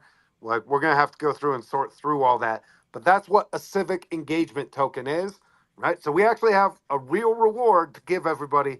They'll give you voting access inside the organization, or you could take it to a third-party exchange and exchange it for cash. Super simple. So let's keep the pressure on. Let's get our coalitions formed. We'll run this one for another maybe 10 minutes or so, and then we'll move on to like how we want to phrase and put together like our procedural coalition around saving the motion to vacate and some of the other procedural stuff that we want to get across the finish line. All right, Phenom, go ahead. So Nancy Mace on CNN just called Scalise a self-described white supremacist that was friends with David Duke. And then Byron Donalds is running to replace Scalise as House Majority Leader. Okay, and then I'm sorry, real quick, just housekeeping stuff. If there's anyone from the American Mission team, if you could help me keep an eye on the comments. There's a couple people asked like for links to where they get their phone numbers and stuff. Like I really can't manage all of it on my own. So if somebody from the AM team could just like provide the link and give people the start they need. Like lots of people making calls, baby. Like, I love your guys' commitment to action, right? This is how we take the country back, right? By taking real action, right? That's more than just sitting around and talking and bullshitting or whining and complaining. Like, take a moment, call a member of Congress, right? Like, especially if they're for border security. It's super simple. Super simple. Jess, go ahead, get in here. Hey, can you hear me okay? Yeah, you sound great. Great. I feel super unqualified to speak on this as someone who is embarrassed to have voted for Biden. But I definitely will not be voting Democrat this election. I am now based in South Texas in a border town. And I've seen, I don't know, I'm sure this has been discussed. I kind of joined, obviously, this space very late. But I just wanted to speak on how important this is, how important it is to be securing the border, and the importance of people coming from not necessarily Mexico, but they're coming through Mexico, but coming from way further south countries. I've spoken to a lot of Border Patrol, ex-Border Patrol officials, They've given me some insight into what really has happened over the past like 10, 20 years down in this border town.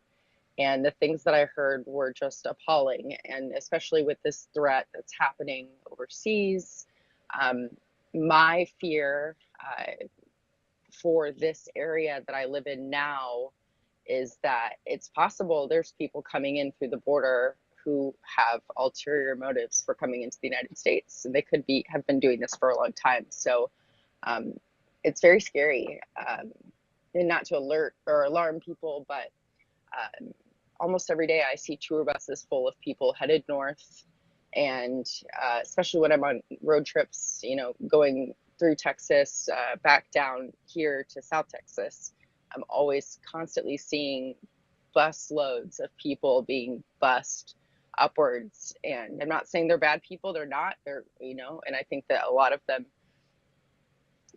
it's just, I'm seeing what's happening firsthand. And it's really important that something be done, because this administration is just absolutely ignoring it. So that's all I wanted to say. Thanks.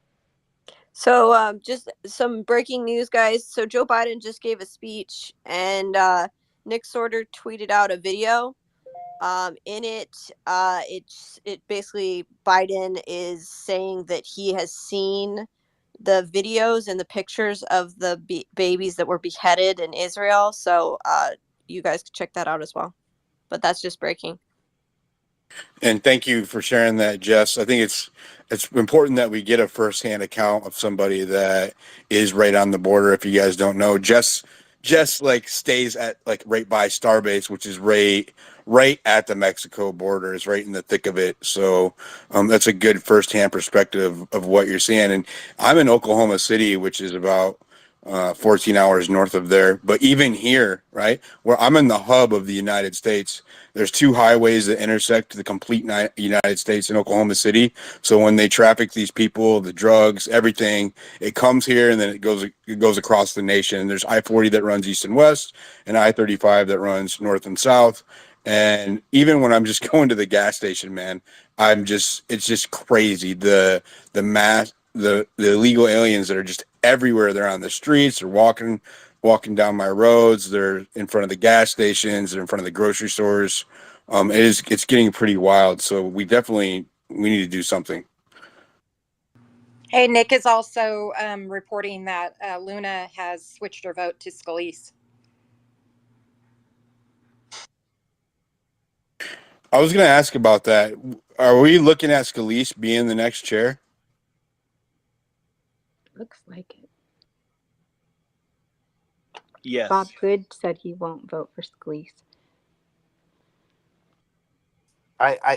Well, we're gonna have to see. So right now he doesn't have the votes, and neither does Jordan.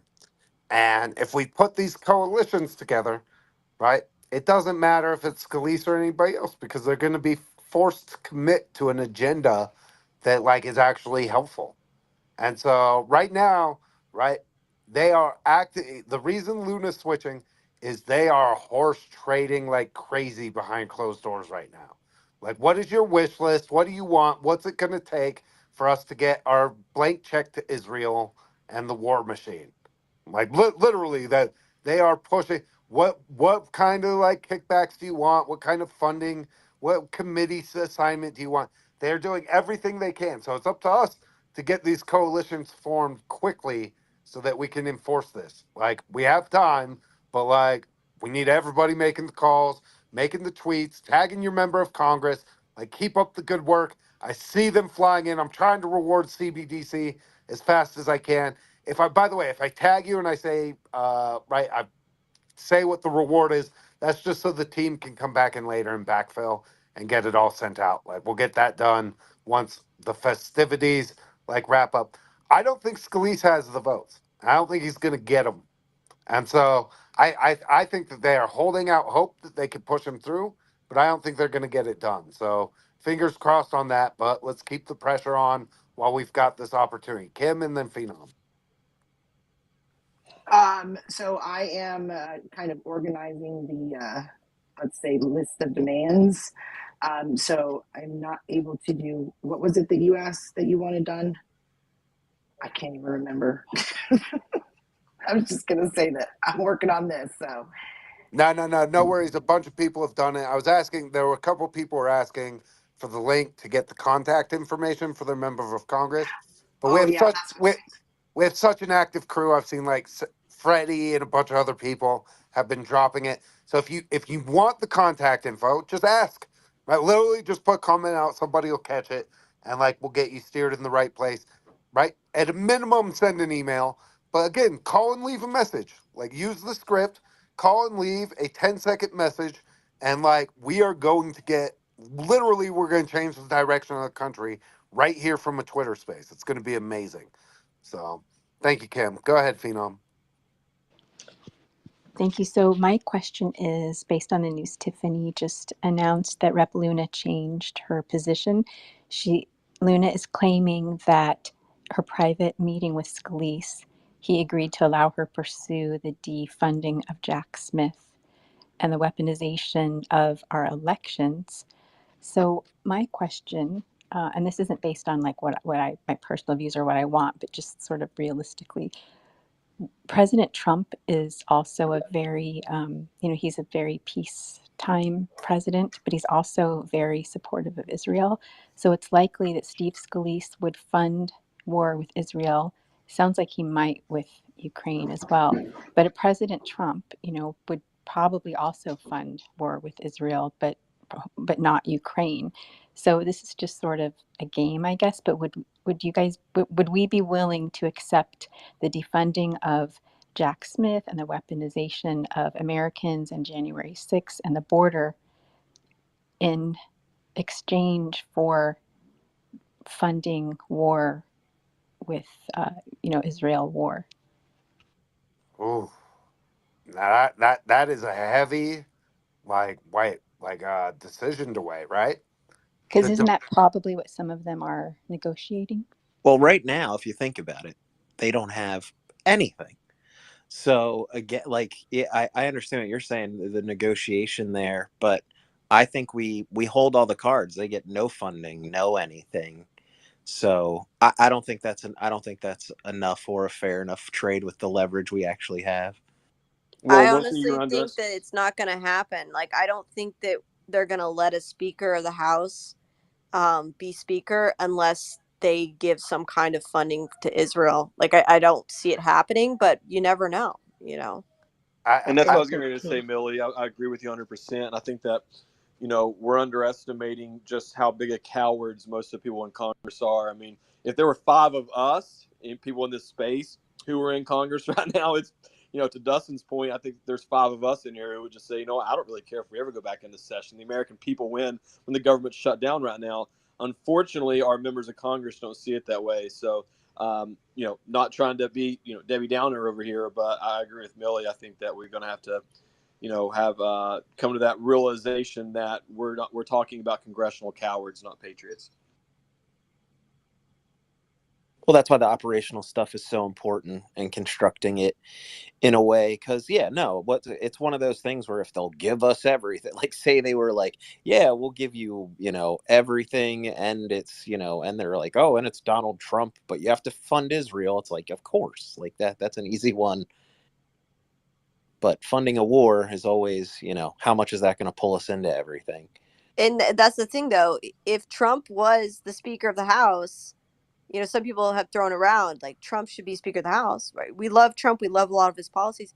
If Trump was Speaker of the House, he would definitely be wanting to send funding to Israel. Like, I don't have any doubt in my mind that he would want to without send a doubt. funding to Israel because we're an ally with Israel, right? Yeah, and So that's exactly. Yeah, and that's Well, okay. That's what I'm saying. That's okay. We don't have to get everything, especially if we can get someone we really, really like in the chair as well. Well, the hardest part about this too is, Israel is our ally, longtime ally, and a lot of other reasons. But we've already given so much to Ukraine. Had we not given anything to Ukraine, I think that some people, some Americans would be a little bit more understanding of giving. But right now, I mean, Israel or any other country is coming asking us for something. It's like your friend or your brother to come over and say, "Hey, man, I need to borrow 50 grand." And it's like, dude, I love you. If I had 50 grand to give you to spare, I would give it, but I don't have it. And that's America right now. It's like you're asking us for stuff that quite frankly we don't have. We're going to have to go borrow it from China or somebody with interest to turn around and give it to them. So under that scenario, I mean, I don't think that it's good for America. And I'm America first. Oh shit! Did they just suspend my account?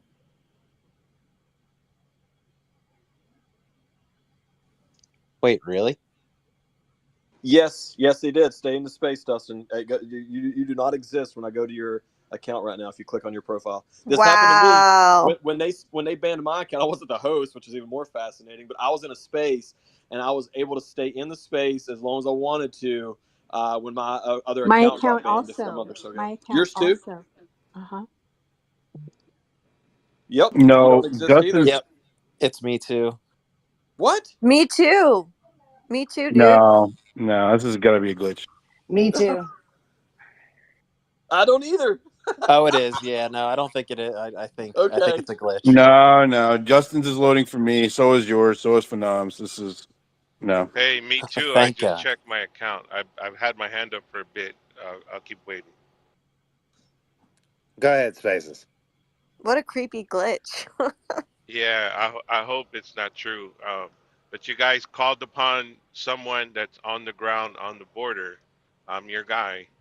Uh, as you can see in my profile, that starship in the background. Um, but first of all, I got a question in regards to those beheaded babies. You got to be a little bit more clear. Are are they Israeli babies beheaded by Hamas or Yes. okay? I was just a little bit confused. I was like, okay, was this in Israel or in Palestine, in in No, the Hezbollah? initial report said that it came out of Israel. There was a woman who was a on the ground reporter standing near a bunch of different IDF soldiers, and they appeared to be sweeping houses, like the houses in Israeli neighborhoods. And she was reporting initially that they had come across over 40 slaughtered babies, some of which that had been basically beheaded. They had their heads cut off. Okay, all right, that's horrible, but I just wanted to be sure about that. Aren't they still? I feel like they were still And arguing before over we that. talk about the southern border, before we go into the southern border, I think we should also talk about the northern border with Canada. You know, if we all have our eyes on the south, you know, we don't know what's coming in the back door. Um, but yes, I live right on the border, you know, less than a mile away, and I have been thinking about covering it, you know, going on X Live ever since Elon was down there and he challenged us, you know, the citizens of America to take it upon, you know, ourselves and be the reporters on the ground. But the risk that you all have to understand the risk that I'm putting me and my family under if I were to do that. 'Cause I do know where all of these sanctuary cities or buildings, whatever you want to call them, where the illegal migrants are being housed at. I know where they're at, and there's tons of them all along the border. There are like these giant tent, you know, circus size, the giant white tents, and each one can house about between 500 to 1,000 people in them, and they have porta potties, portable sink stations, you name it. They bring in semi truckloads of everything that they need, from diapers to food, you know, all of the essentials. It's trucked into these tent cities. So I know where they're at. I can cover them, but you have to understand the risk involved with that and how I'm putting myself on the radar to these unknown enemies and potential attacks that I could come under. But I will consider that. But I will most definitely call my congressman as soon as I get a chance and leave him a voicemail. So I will land with that. All right, so there's something weird going on, you guys. The number of listeners has fallen in half. I saw John Rich in here just a second ago, which was cool. Like, awesome to see half of Big and Rich, like getting involved, getting active. He's always been great on these issues. but I'm now I can't load anybody's Twitter anywhere, and It's so leave the space, close the well, app, clear your cache, and then come no, back. no, no, no. So it's not just on my phone. Like I can't load anything on like Dustin's working for me. I don't know if you can. My microphone keeps unmuting and muting itself though. But I can load your profile now, Dustin. I can see you, but my microphone keeps muting and unmuting on its own right now. So there's some sort of glitch. So That's the hack. this week, X announced some changes to moderation, especially around hate speech and the war. And that's when everyone started having the microphone issue. And I'm wondering if this is part of it, as they're changing the algorithm to detect hate speech and content regarding the war, disinformation. They did use that word in the change, the official change. And they also they referenced the like war disinformation.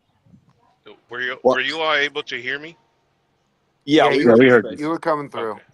I'm Okay. glitching, Good. so I'm getting ready to leave. But I just want to point something out. It's crazy to me that with this war going on, Twitter is allowing all these very vivid and graphic videos of the war taking place on their platform, but yet they banned my personal account because I said we need to send in the military, the National Guard to the southern border and treat it like the invasion that it is and secure our border by any means necessary, which is part of Well, my campaign platform, and I say it in speeches. They banned my account for that, but they allow these videos to be all over their platform. It's well, hypocrisy you at got to its finest. keep in mind this may be certain people against the U.S. that are mass reporting us, and we might have all been mass reported in here.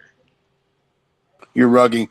If you guys haven't already, make sure you give Derek a follow. He has lost his account and he is running for Congress, and he's a very fine example of the kind of people that we need in there representing us. So make sure you give him a follow. Yeah, no brainer on that. Whatever glitchy stuff is happening, a bunch of people were booted. I'm getting messages like crazy right now. A bunch of people were booted from the room and then weren't able to come back in. Um, it looks like this may have been a temporary glitch though. Like I wasn't able to load anybody's. Like, let me take a look and see. Now I can load Derek and a bunch of other people. And the So numbers started going back up too, Dustin. So yeah, so it looks like it. So let's everybody go reach. I'm gonna do it myself, right? Like and retweet the space. Let's rebuild, right? And again, we are making such good progress. Like this is to just reset the space. We have a historic opportunity as part of this speaker vote, which is if we put together a coalition of at least 5 Republicans on any issue, they can extract a commitment from any speaker candidate to do specific things. Now, we started with the border. You can find a script to make a quick phone call and leave a message. You can also find like what we're asking for. It's all up on the jumbotron. Please like and retweet, tag your member of Congress, and then literally take 30 seconds to make a phone call and leave a message. It is not that hard, and we will continue to do like sample calls. You can see how easy it is. Like those of us we're all calling ourselves, and we'll be giving away CBDC rewards. Not, by the way, I realize that a lot of people, when I say CBDC, think I'm talking about central bank digital currency. We have our own CBDC that is not central bank digital currency. In fact, we are attacking and fighting against central bank digital currency by stealing their acronym and causing confusion.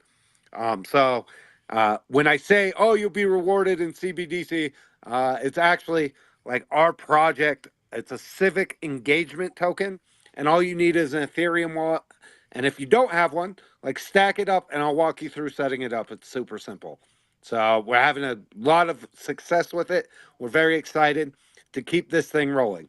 All right, you guys, that was a little weird. I was worried we were going down. I thought they pulled a Derek on me and like literally banned me, but left me up in space. So like, say what you got to say, because as soon as you close the room, you're done.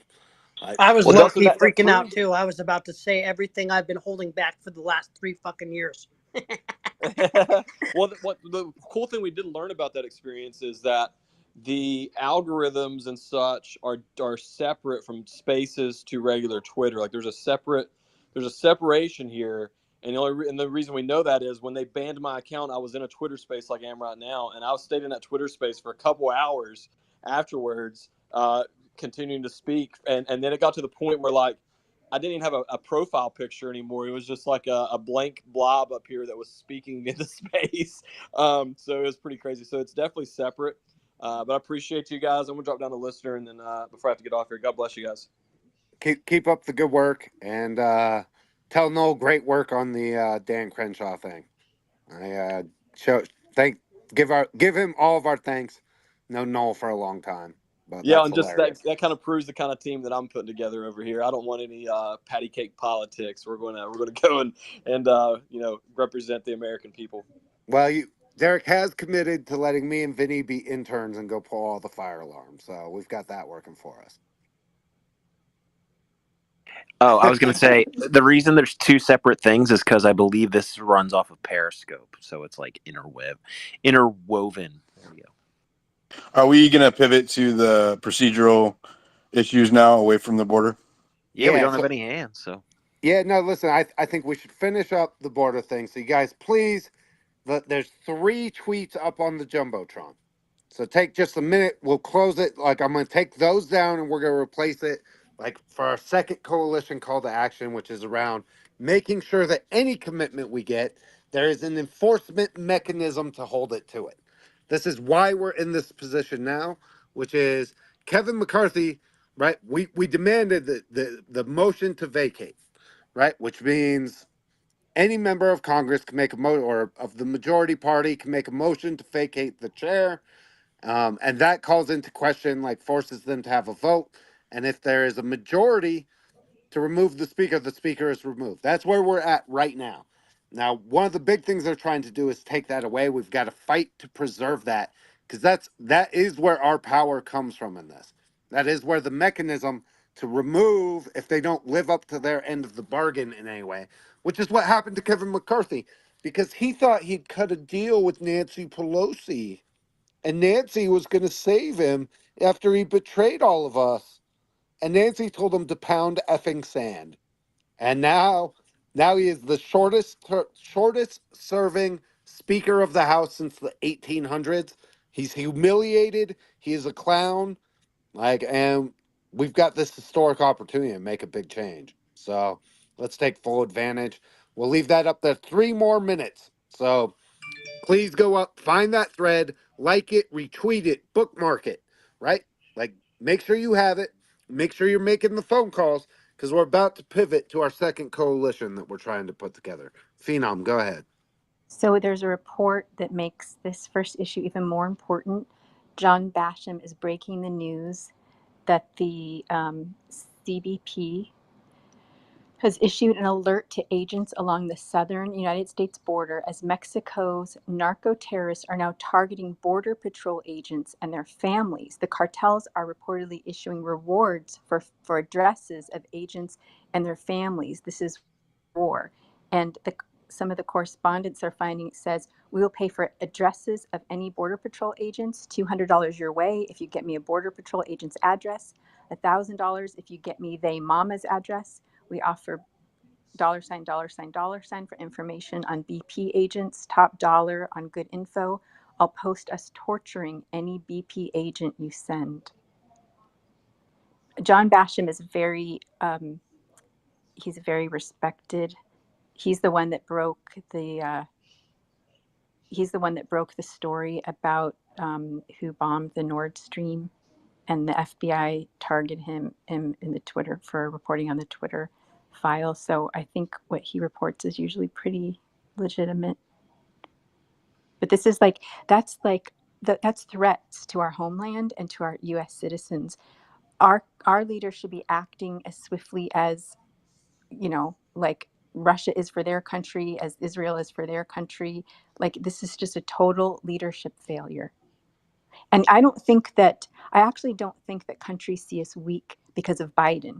I think they know Biden's not in control. And it's not so much weakness as they're seeing that it's corruption. It's corruption. None of this is weakness. It's corruption. These people aren't weak. they're decisively making these decisions, and they care more about their role in the international order and the international um, business order.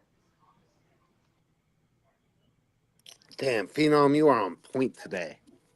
Well, I love when Phenoms like freaking rock and rolling like this with us. Like, so, that is so blood curdling. The threat to border patrol, right? And the problem. Listen, we are entering. If you think these attacks are going to be confined to just Israel, like, I pray that I'm wrong. I pray that we're not going to see like the kind of attacks that we're seeing other places happen here. But logically, it doesn't make that much sense.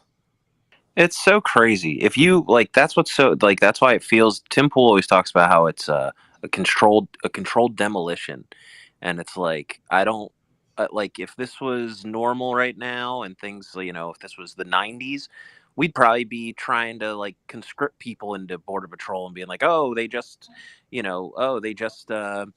threaten the border patrol. We're going to send the military down and we're going to find out who's doing this and like track the communications. Like we can know who sent that and who they're connected to, but they're investigating January 6ers. Hey, I can confirm about Texas. Governor Abbott did put all agents on high alert, and my daughter just told me that they had armed security guards at the school, public school. So that's kind of odd. And she's asking me what's going on. Yeah, I think we might find out that BLM and a lot of these far lefties are more tied in than you think. Somebody 2 days ago sent me the Antifa handbook thing, and you would be surprised at how much of all these things mixed together and the whole, white cis male and how everything is blamed. Every atrocity is blamed on America and at people who think like normal Americans, and they've turned what normal meritocracy and normal behavior was in the '90s and have made it now extremism and whiteness. You notice they got the BLM on their side now too. What's left of BLM? That's the thing. It seems scarier, but a lot of people who were in BLM want nothing to do with this because luckily in our country, most of the black people come from a Christian background. So, but doesn't mean the threat's not here. It just means luckily, I don't think we're gonna. If it was all BLM, we're screwed. But I don't think that's what's gonna happen. What's up, Night Owl? Hello. I just wanted to say that it was showing up that Dustin was non-existent. I tried to send a screenshot in the purple pill and it wouldn't let me post it. And also, I don't know if you guys have heard how they're getting people, how they're banning accounts is that if you use anything copyrighted, so they're going and looking for people who use music, anything copyrighted, and then they're reporting them. So that's why, like in Punch Bowl, they will not allow any music anymore, anything with anything copyrighted. There's been 2 guys who read the rules. So that's what they're saying is that's how they're getting people banned. Oh, and then as far as calling your congressman, I used to belong to a group, a patriot group, that they would tell us what bills we want brought to the floor, and we always had to leave our address and phone number. So but that was when talking to a person.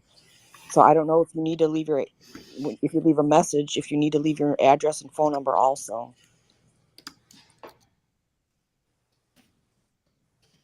Yeah, they want to make sure you do so that you're living in the district. Yeah.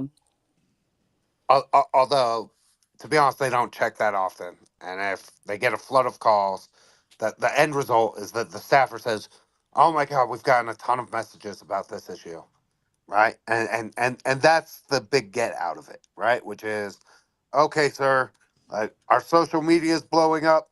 We're getting a ton of phone calls. They want us to form this coalition. Why won't we do it? This seems like a really good idea, right? Because really, A lot of these people, I will say this, guys like Andy Biggs understand the border issue, right? Like, and when he says he's against it, he means it. And so this is a no brainer for them just to exercise the opportunity that's available to them to accomplish something and extract these concessions. And I think we can do that. And it's a no brainer. Phenom, do you think if we get this distilled, you'd be able to use your connections with Carrie Lake to try and get this buzzing around? I could do my best. Absolutely. Hey, can I just jump in? I just wanted to say I'm going to end the streams because I have to jump on Conservative Daily for a minute because Trump is going to be on soon. I just wanted to say this space was amazing. And Jennifer and Dustin, you should be using your Rumble platform for those that aren't on X or other ones so that they can listen in, to these conversations because they're imperative and important. And I'm so excited because I have been getting a mass amount of texts from Congress persons that I'm currently working with on something that are like, damn, now we have to talk about the secret ballot stuff if you guys keep pushing on it. So keep pushing nonstop. Dustin, Jennifer, a lot of people have communicated with me. Oh, who pays them to do these spaces? Just so people know, they're grassroots. They're people funded. They don't have people paying them to do anything. There are very few people that do that. Other people just fall under some umbrella networks or whatever and get sponsored. So both of you, thank you so much for everything you do. Everyone that contributed to the space, thank you so much. China sends you guys love for bringing up Taiwan, by the way, and the Koreans. It's Happy Korean Language Day. So, God bless all of you. Have a good continuance. Tori, thank you for coming I and appreciate it. great work today. Like when we start doing this more often, right? Because again, what we're working on creating and building is a new way for us to do activism and engage in politics all the way around. And you're seeing the power of that today. And I hope you guys appreciated the transparency of everyone who came in and the way we discussed and strategized and plotted. And